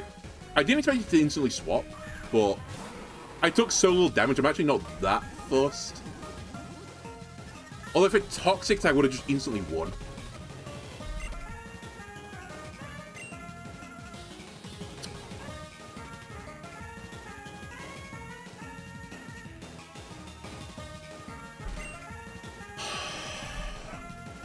So annoying.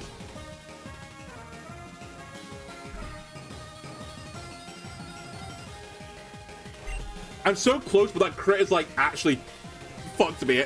Because I'll die to whatever this thing uses. It has, I say it has to be, it's probably using Rock Blast. I think I have to rely on using Rock Blast.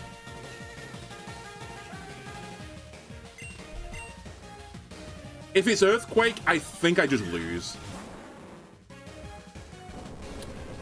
Okay, what's the damage roll? 115. I'm strictly speaking alive. I have to rest.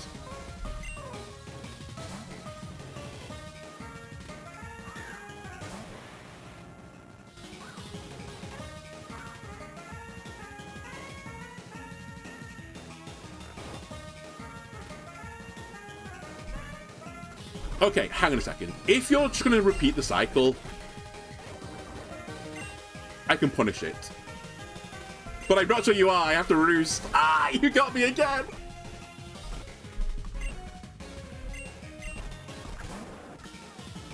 Okay, we avoided the attack, but I think it probably didn't matter in this case. We have to sleep talk turn 1.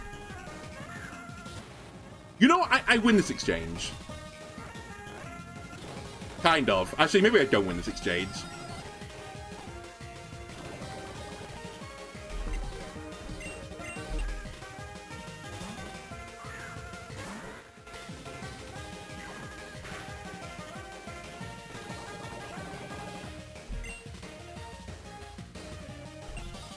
Okay, I got you, bitch. I've got you, finally. Enjoy the Toxic. Now, the swapping game is punishing you.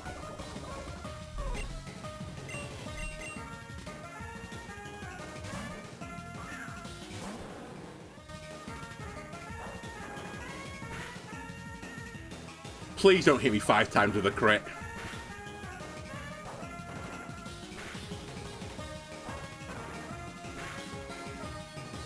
I'll take it. It was effectively getting hit 5 times, but...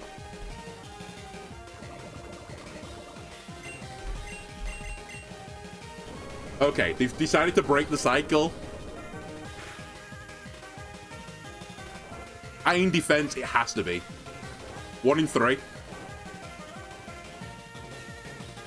That's probably... Well, it's not quite game. It's another 1 in 3 roll, I think, now. Okay, that's actually egregious from the AI.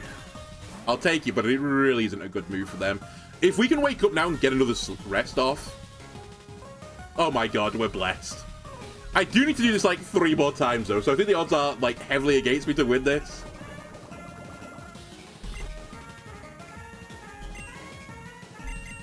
I don't know how I did it. Like in my off-camera like test of this, I didn't get stuck in this loop.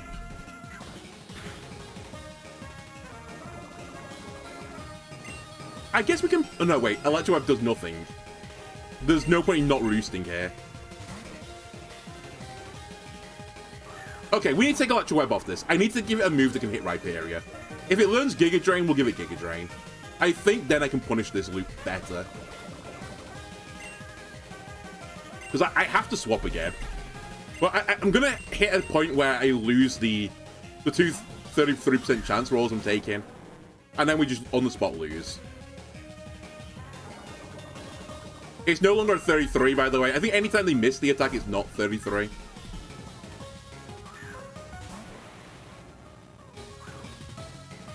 Oh, and by the way, as a reminder, I have to reset up Toxic where they change forms.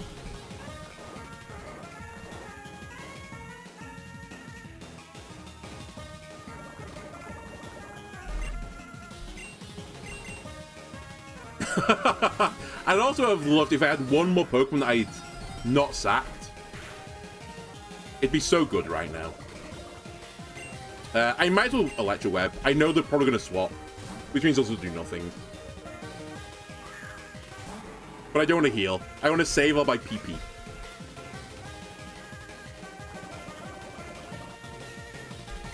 Alright. You know the deal now. As soon as Alakazam dies as well, this game becomes so much easier for me. Because then I don't have to worry about swapping out with Iron Defenses on this Pokemon.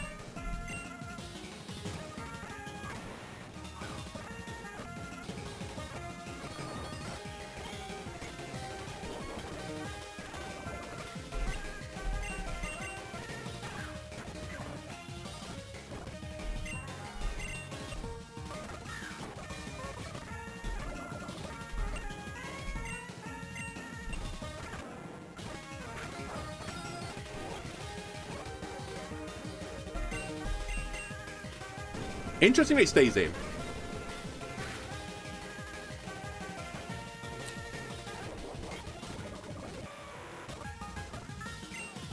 I have to do this. They can't use items. I think I now take an Earthquake as long as they don't get crit. I know I'm willing into existence, but... Okay, they swapped out. That's fine. One threat is down. Alakazam is going to go down too.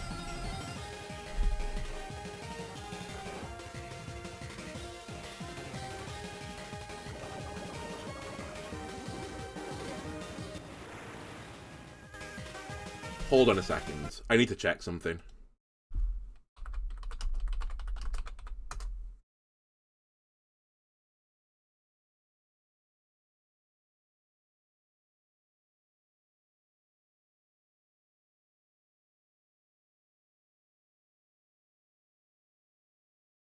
Okay, I remember I didn't put Toxic on my guy, because you're going to have Magic Guard now. Magic Guard is the one that stops you taking damage from non-attacks. So I had to have an attack on whatchamacallit. Right. So there's no point Toxicing this thing.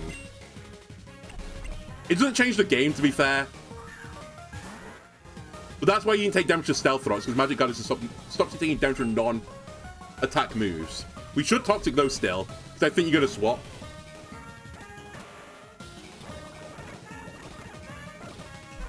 And I'm back again.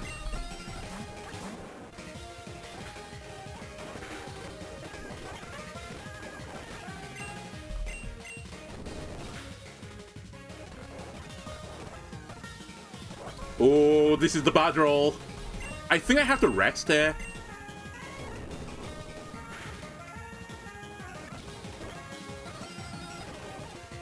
I have to rest now because I failed. They swapped. This could be iffy. If I get a 3-turn sleep... Okay. All it takes is one 3-turn sleep and this actually falls apart. I've been so fortunate so far to not get it.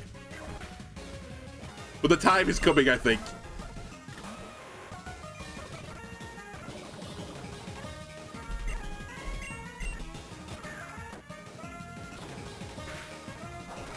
If I can get this down to Rhydon, there's a world where I can still win this.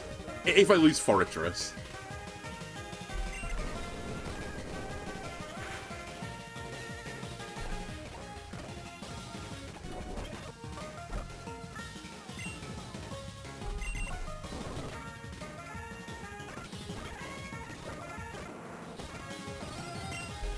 You should do less damage now. Okay. I think we're going to get there, but it's been pretty fortunate. Okay, 1-9 defense is up. There's the crit I've been willing into existence. To be fair to the game, the odds are I was going to take a crit at some point. Because it's a 1 in 16 chance and I've taken more than 16 hits. Yeah, Tar Pit's chilling here. Tar Pit actually could still be required to finish the game off. So I'm being very careful with my Tar Pit right now. Okay, so the stage is basically set now. We're approaching a point where Tar Pit can kill Rhydon.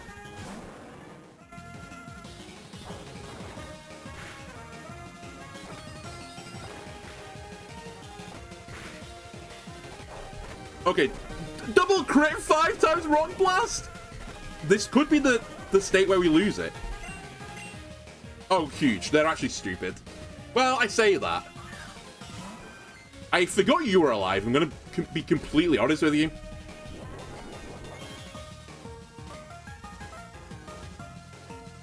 You know what else remember Chansey was still in this game? Hang on a minute. I don't know why they've not done this, because Stealth Rocks will actually destroy me right now.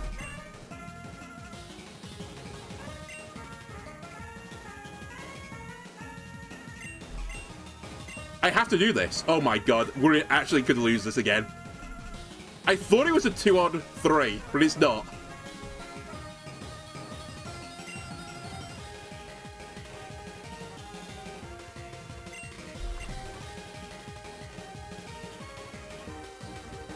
I think...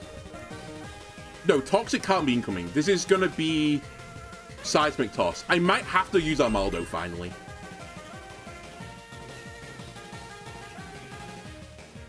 No, it's you. Armaldo, I think, can kill Rhyhorn from here.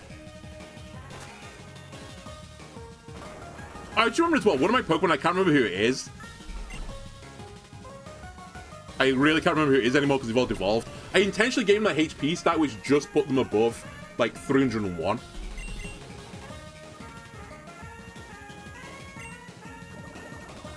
By the way, this thing has, like, it's not called Regenerator. What's called Natural Cure. If it swaps out, it'll remove a status effect, which is why Toxic's not very good into it, but if it's going to sit here attacking me, I'll try and stall it out. I know it can only do 100 damage at a time. And Roost is half my health, so that's going to be the Toxic removed.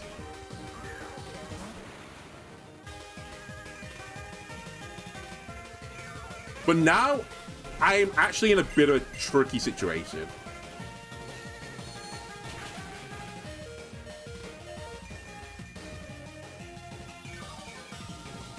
I might have to let Dustox go down, actually. Okay, I don't know why you swapped. You actually had pinned me, kind of.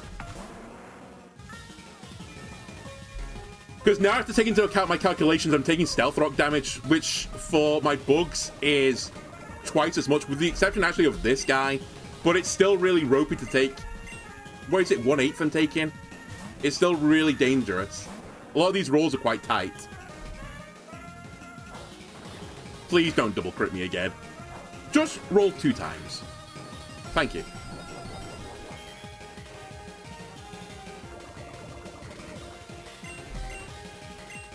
And I in defense, if you may.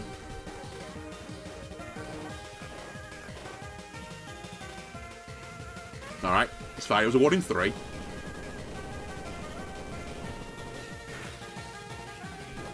But yeah, it's so much more noticeable now with the Rhyhorn. It just doesn't have the damage output that Rhydon had. Or Rhyperior. You swap.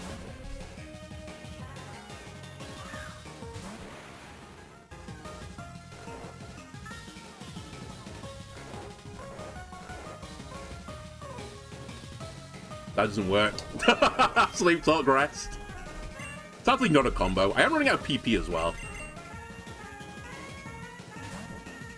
And also slightly concerned the Alakazam is going to end up killing me. I'm hoping it's not the case, but I think if I get to the situation where it can't swap, Dustox can kill the Alakazam, but it's getting a bit tight. And by Alakazam, I guess it's a Kadabra now. And as he said, Tar Pit is just hanging out there, but it's holding its own right. At one point, it's going to be strong enough just to finish off these guys. In fact, I think I don't want to say we've won this game, but I think at this point, it would take the AI, like, predicting something for him to win. Because I'm pretty sure an Aquajet will kill from here.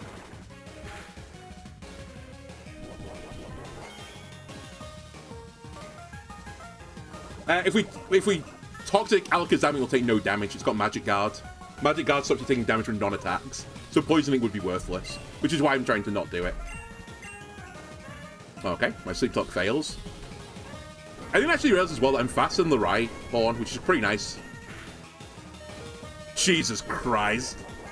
Again, it's a 1 in 16, and I've taken like 50 attacks at this point, so we would do another crit. Rhyhorn is down. I repeat, Rhyhorn is down. So, Blissey or Chansey is left. I forgot Chansey's still here. Yeah, when it Mega Evolves, it gets Trace. But when it devolves again, it loses the ability. It's a really awkward amount of health as well. Okay. It's Alakazam.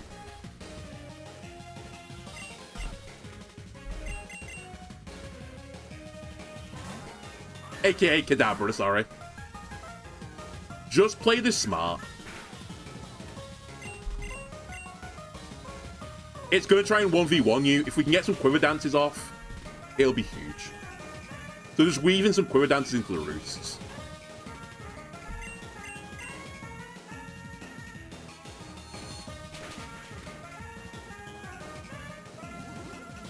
And then pray for no drops.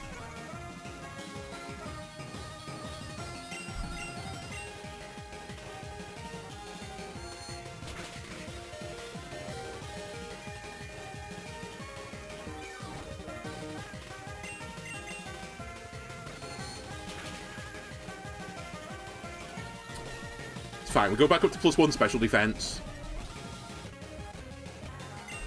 I am running out of Roosts. I'm trying to keep myself out of crit range as well.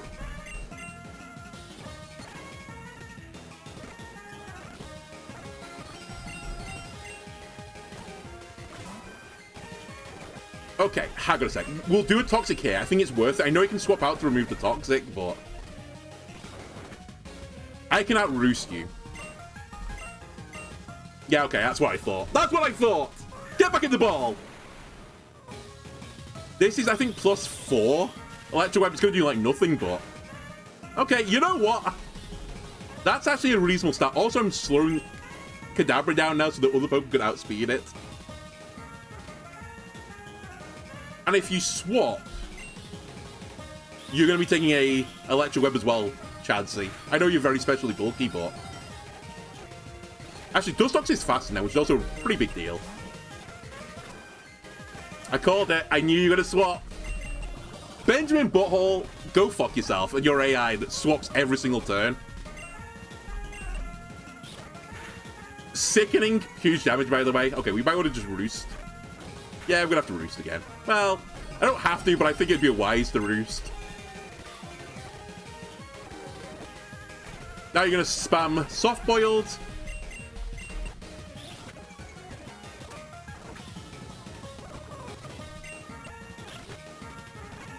Soft-Boiled. It's fine though, the Toxic does more and more damage over time. And it'll get to a point when it has to softball every turn. In fact, I think it's at that stage now. So we'll get a free Quiver Dance off if you don't mind. What are you doing? You're just spamming Soft-Boiled, whereas I'm spamming Quiver Dance. Yeah, they're just in prison right now. I think this will kill. I forgot Abra was left. Abra, can you kill Dustox? You're back? You want more? Surely Abra doesn't get Magic Guard. Hang on a sec. I'm just intrigued. Oh my god, I don't have the thing open. Alright, never mind. I just won't worry about it. This is annoying because I have to put him back in Toxic Prison again, but we can do it. Also, my last Roost.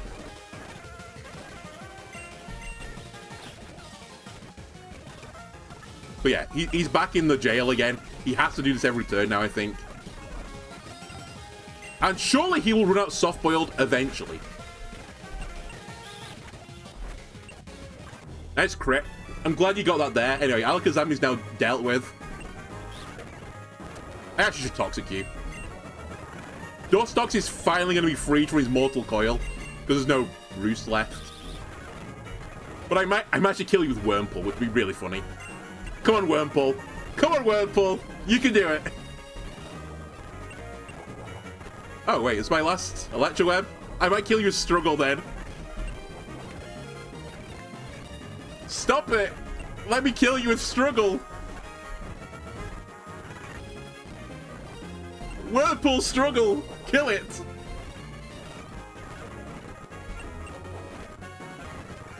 How many soft boils do you have?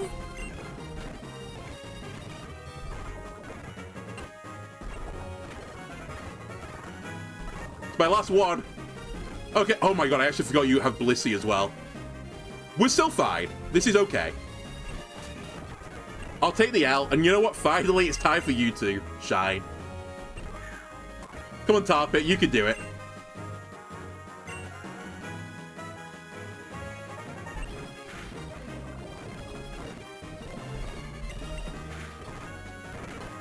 I think finally it's out of thingies. Alright, we couldn't kill with Wurmple, sadly, because I forgot it had Happiny. Benjamin Butthole, dead. You are the worst gym leader. Yeah, I forgot Happiny was a Pokemon. I was like ready for it to die, but...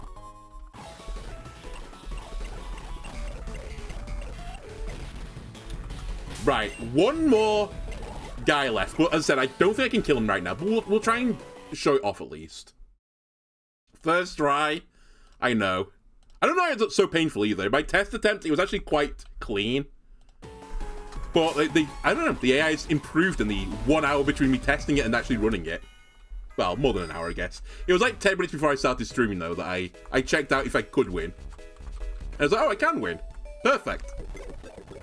Let's turn the stream on. Little did I know I could get stuck in a loop with Rhyperior and Alakazam. Alright, let me get you.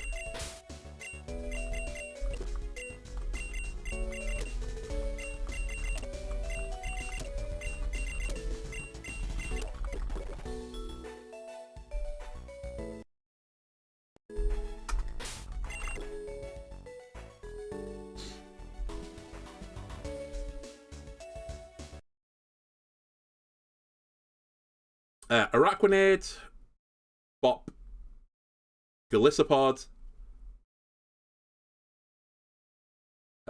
Bop,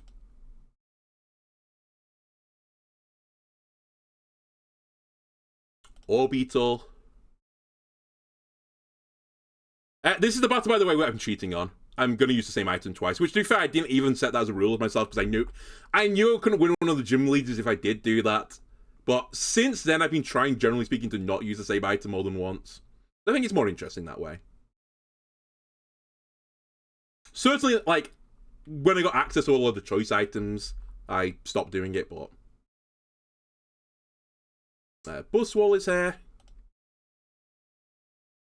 And Genesect is here.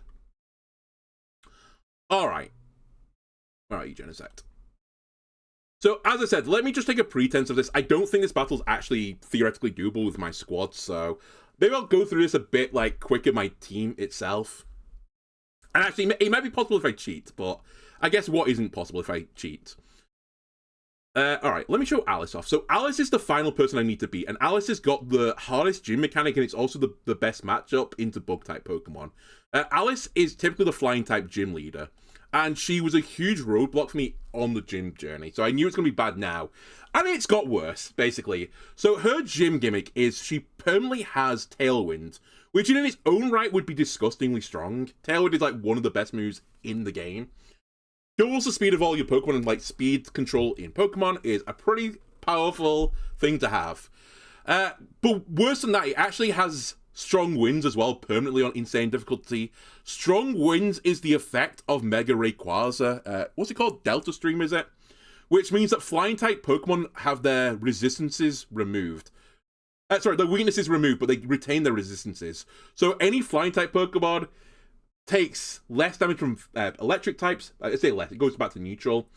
Ice types, rock types, it's going back to neutrality. So it's a really hard gym. Like, basically you remove the downsides of flying types, and you also give them speed control. And moreover, this battle, as you can see here, has some pretty strong Pokemon. Ho-Oh is here, pretty strong fiery bird, which is probably the worst thing I could ever fight with my Pokemon, a fiery bird. And actually, it's the thing that really causes me the biggest problem here is the Ho-Oh.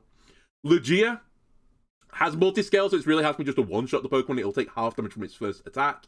Again, removes all of its flying-type weaknesses, which is pretty annoying. Mega Rayquaza is just disgustingly strong. It's the only Mega Evolution that doesn't require to hold a Mega Stone, so you can hold an item.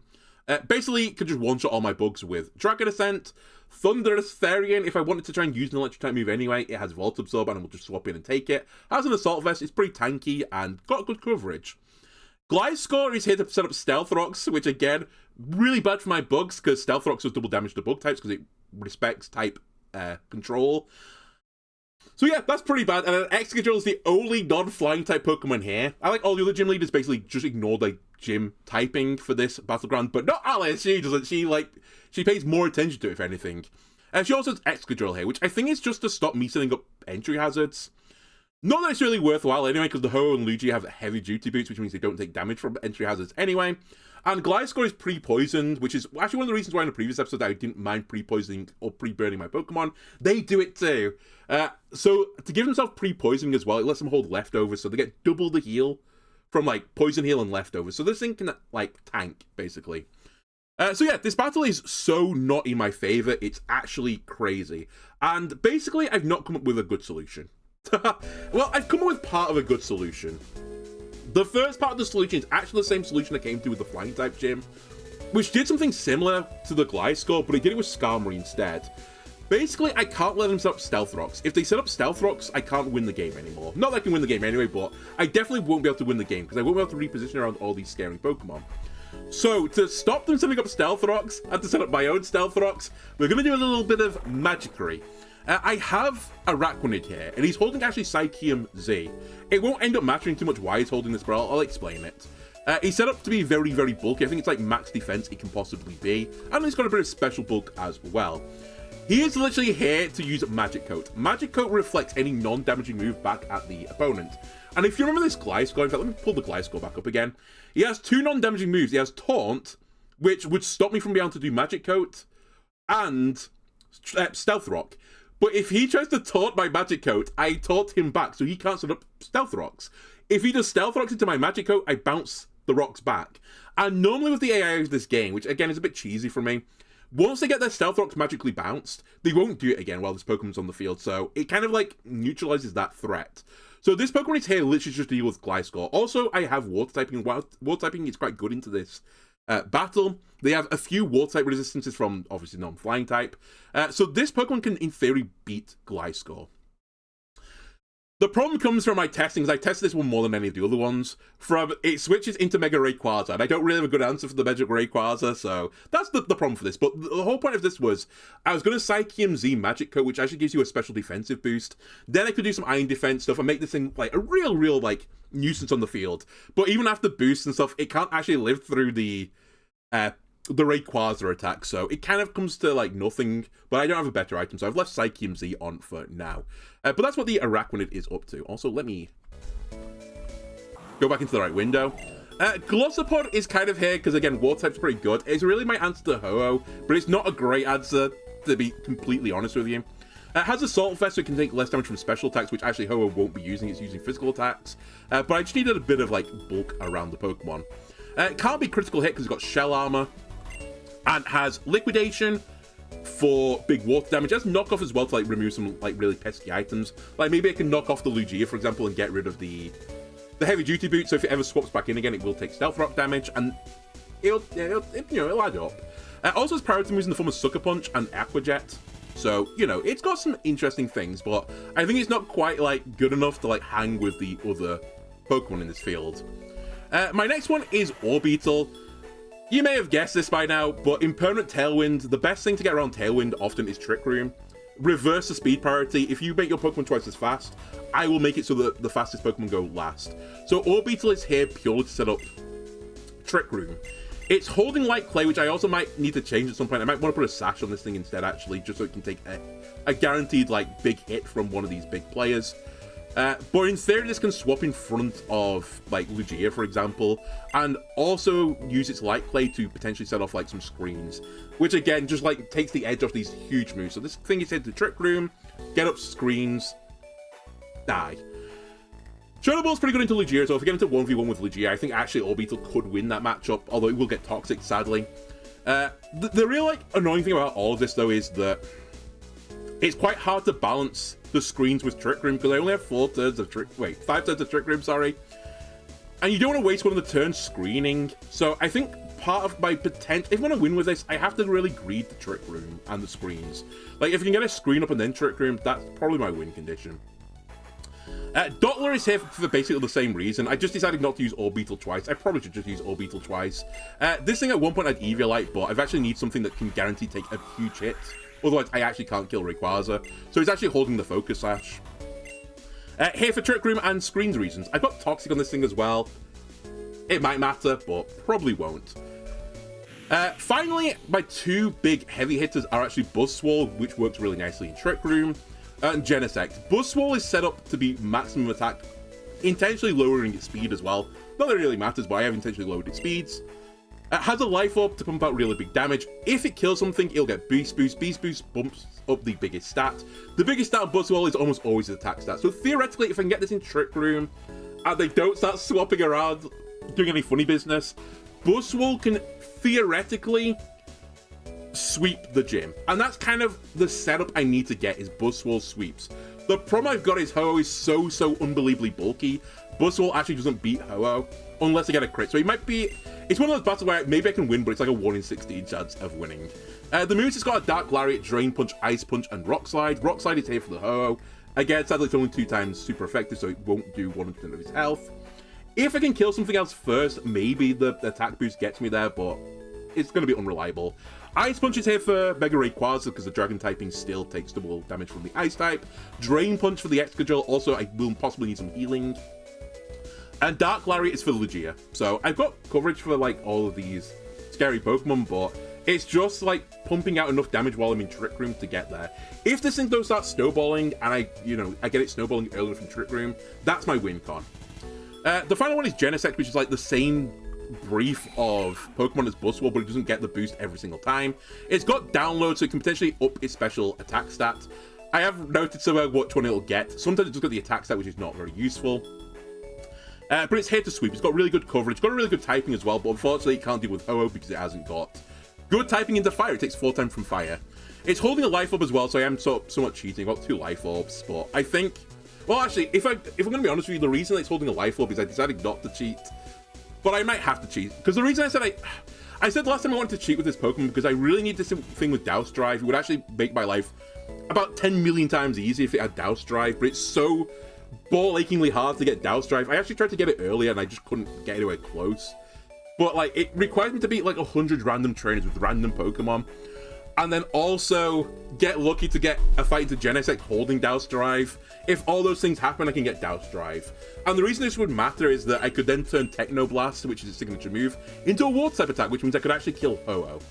Because Ho-Oh's weakness is like special water damage. I decided not to, but maybe next time, I said, maybe I'll think about this again for another week or something. We'll come back in the 42nd episode with 1 battle. If I can't beat it, I'll cheat a Douse Drive in, and we'll try and beat it with Douse Drive. But I think then Genesect can actually win. Ice Beam can kill Mega Rayquaza. Thunder was my answer somewhat to some of these other Pokemon, but it's obviously not good because the flying typing loses its electric weakness. And Dark Pulse is here for Lugia, and then Techno Blast is just here for when I cheat. So yeah, so that's the kind of game plan, but as I said, I don't think it's going to work. I hear the stat lines for these Pokemon.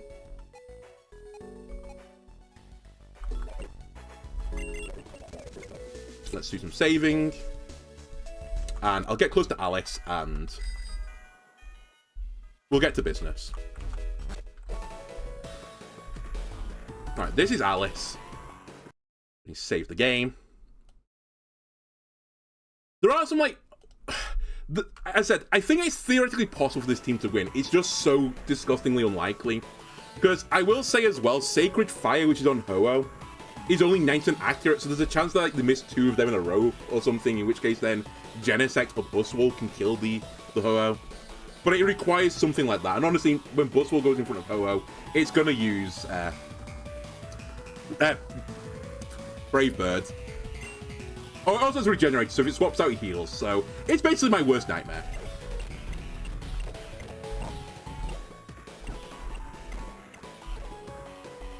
Alright, let me just check it in the right order. Alright, let's try it. But yeah, this gym is so overtuned. It's actually crazy. I think it's the hardest gym. Even without the bug typing, it's so disgusting. Right, Gliscor pre-poisoned. He's gonna... spoilers, he's gonna try and do Stealth Rock, I think. But if he does Taunt, I don't care. Because my Z Magic Coat is gonna give me a special defense boost, and it's gonna bounce their shit back at him.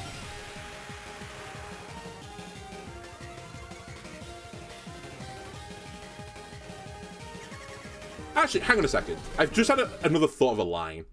Where is Mega Rayquaza? I just need to see your stats.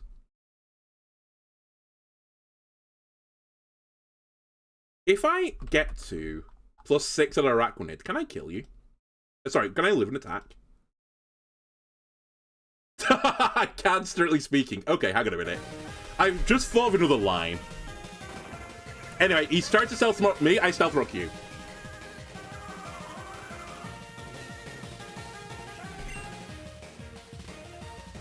Normally now, in my testing, I would just Liquidation twice, which kills it. But I'm actually gonna, because it normally taunts me, I'm actually gonna taunt it.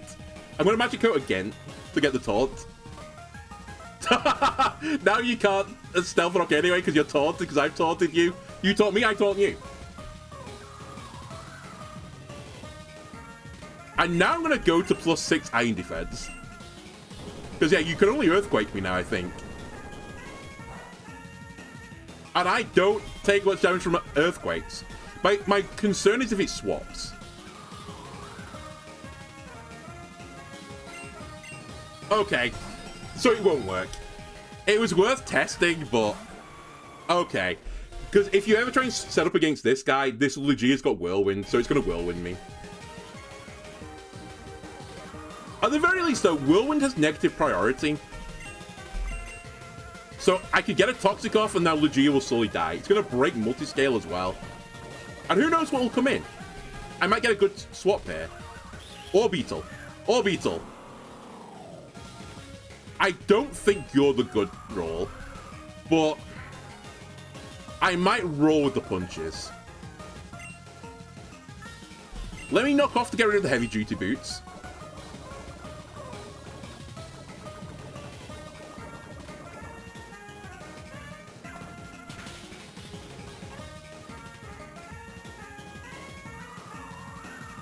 The problem I've got here is that it's going to start spamming Recover. Basically going to do what the Blissey Chances thing did.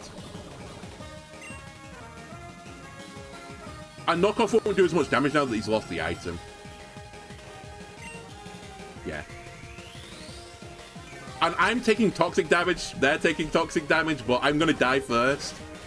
Because they're recovering. Yeah, I'm just not doing enough damage.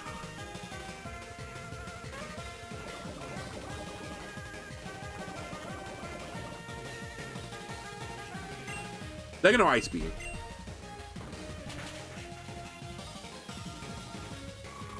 Okay, I've got somewhat of a plan. It's not a good one, but... okay. That ain't never been testing. They've miscalculated the roll, I think. Because they should have Recover spammed. Till the cows came home.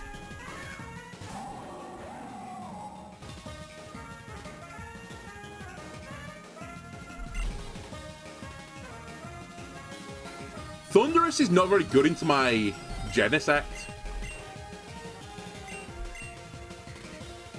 Oh, by the way, Thundurus has no weaknesses in this gym. Because the flying typing has no weakness in this gym, and the only weakness of electric is ground. And the flying immunity is still retained. So I literally can't do super effective damage to this thing. Oh, so by the way, I take this quite nicely. Instantly gets gibbed by it. Alright, that's probably game. To be honest with you. My bad. I thought I took it better than that. I'm pretty certain I'm especially bulky. Retrospectively, I should have sacked something. We can still theoretically win this, I think.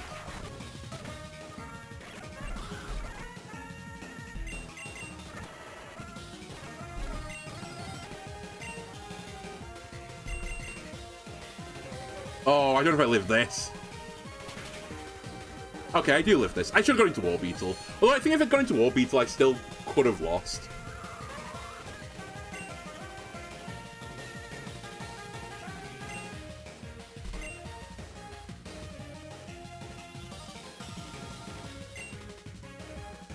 I'm going to try and get it low enough that...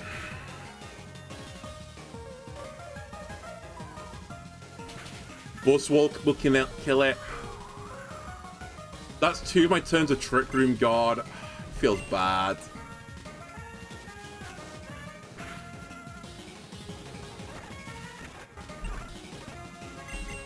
Alright, Buzzwole. I think you need to do Rock Slide here, by the way, Buzzwole, in case you swap to Ho-Oh. I'm expecting Ho-Oh here. Okay, hang on a minute. If there's one more turn of Trick Room left, there's a chance, I think.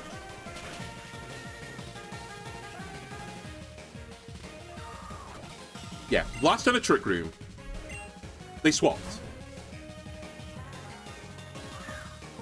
It's going to do some decent damage to Mega Rayquaza. The problem is how I kill Mega Rayquaza.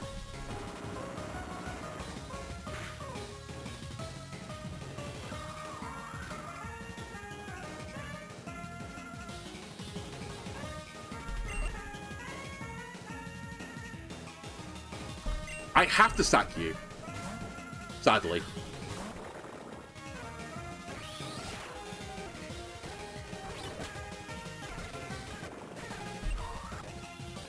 Because I need to get Trick Room back up again. As a Sasha, he will live the Dragon Ascent. Let me get Trick Room back up.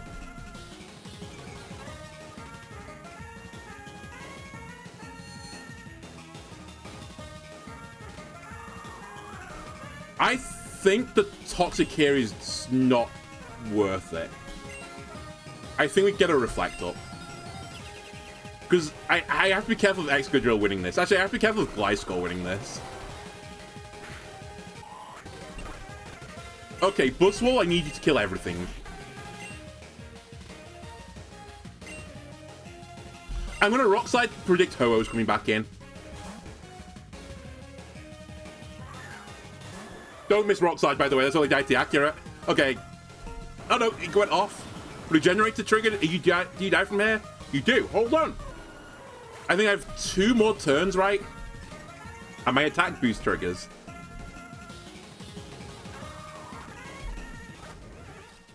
Gliscor should die to 1 Ice Punch, I think. The problem I've got here is that they can sack Pokemon until Mega Rayquaza comes back, and then I can't kill Mega Rayquaza. Also, that doesn't kill.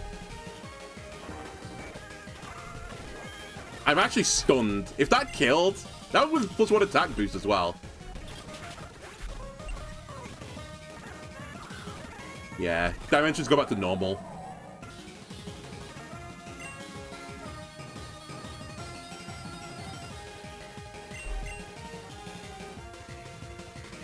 Sadly, Buzzwole has no priority moves. If it did, I would have used one. Yeah. Okay, you do have a priority move, though. Go get her Aqua Jet. Alright, we just Aqua Jet the Knight away. Excadrill, get Aqua Jetted. Certainly this will kill you. Alright. Honestly, that wasn't a bad attempt.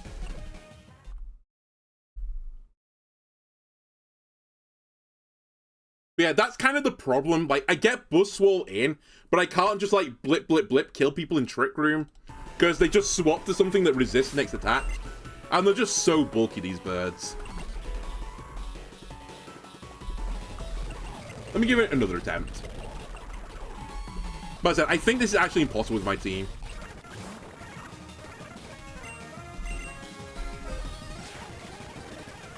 I also won't do what I did before. I'll actually take the Gliscor kill this time.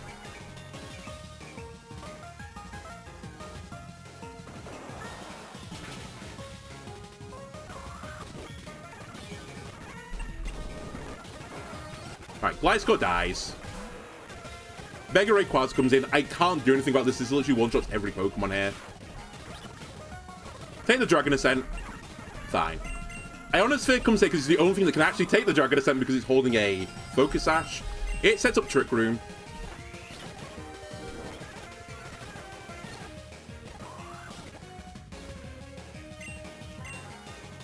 It's whether or not Toxic is worth it, or is it worth getting Reflect up? I think Reflect is the better course of action, but I don't know, bad. Okay, now we're going to Butthole. And I think what it's going to do is going to Ho-Oh. So we're going to Rock Slide immediately. Either way, it's going to do some good damage. Ho-Oh takes more than half. Ho-Oh is probably going to swap again, is my prediction. So I guess I go for a Dark Lariat now. But either way, it's going to go into Lugia, I think, this time, which has multi-scale. They dodged the attack. They just knew they were going to dodge it, I guess.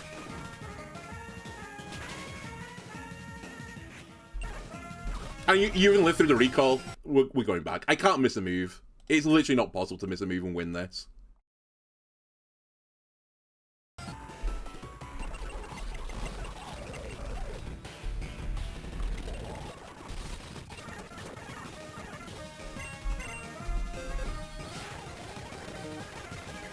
But honestly, I might want to put Rocky Helmet or something on this Araquanid just so I get a bit of chip damage in versus the Rayquaza.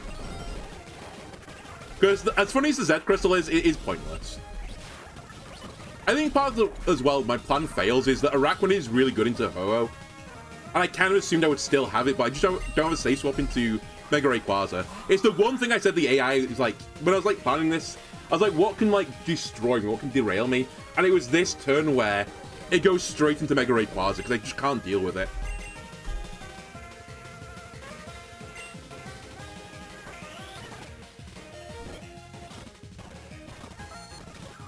Also, you know what? I've decided Toxic is better. Butthole dies to anything anyway. And by the time the Trick Room ends, so does the screen.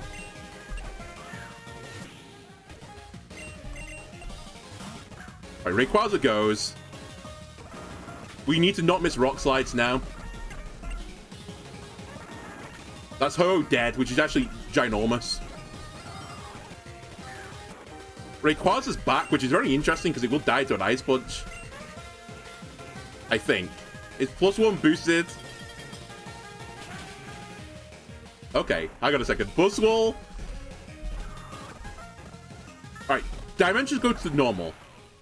I think I have to take a hit from Excadrill, but honestly, this is the best switch for me. This is why I've got Drain Punch here. Drain Punch is super effective into Excadrill. Just don't...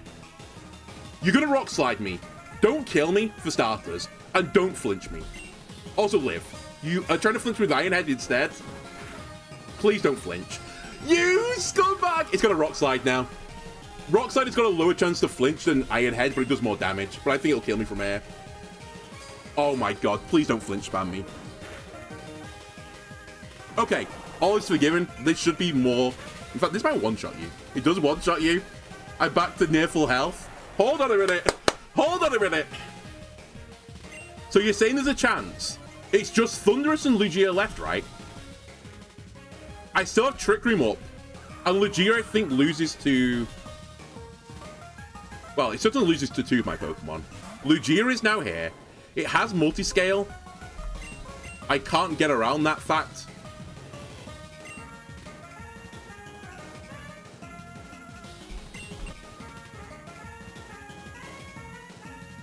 It's going to Whirlwind me. You Whirlwind here. I knew it. He's Whirlwinding me because he's got negative priority now. Otherwise, he'd be faster than me. That, by the way, that was with multi-scale. See you later. There goes my plus attack, but who cares? This is actually a really good matchup for me. I take this. Orbiter would have been better, but this is fine. We knock off. I'm actually kind of surprised you did that as well. Wait, I might be able to win here. Do we know how much damage knockoff does? I think you died to an Aqua Jet from here. An Aqua Jet is priority. Oh my god, I think we found a line. The air is kind of thrown. I don't know why it went into Excadrill there to flinch spam me, but I'm so pleased it did. If it went to any other Pokemon, I lose. I don't have a safe swap into Thundurus, as we've determined earlier. It only has attacking moves, though. Has an Assault Vest. I think we Sucker Punch it. We're dying this turn anyway, because I think we'll die to a T-Bolt. Although we're holding an Assault Vest as well.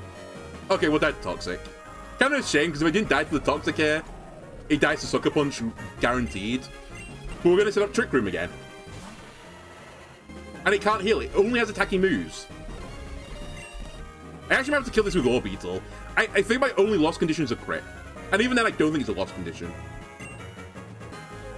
Oh, this flinch spamming me is actually the lost condition. Okay, it was only 10% chance to flinch, but if it flinched every single time, I would have lost. I think we just take the damage.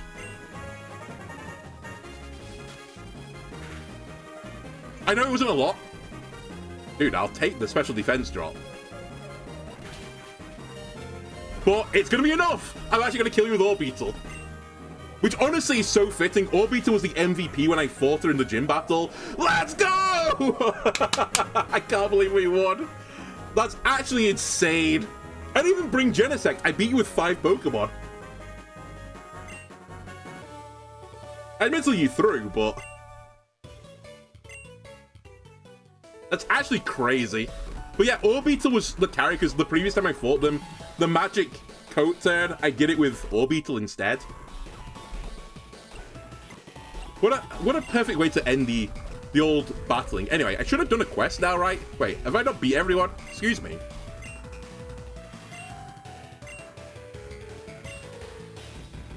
I've beaten everyone. I've done it. Oh, wait, do I have to beat it in the gauntlet? Is that what she means when beat all the... I'm not doing that. Never mind. See you later. There was a quest for beating all the Battleground people, but I guess it meant beat them all in, like, one sitting. I'm not doing that. I've beat them all once with my team of bugs. That's good enough for me. Alright. Well, that is almost the end of the series. I mean, it's the end of the episode. I can guarantee that for now. There's one more thing I want to do. And we'll do that next time. So, thanks everyone for watching. It means a lot to me, and I'll see you again next time. Bye-bye.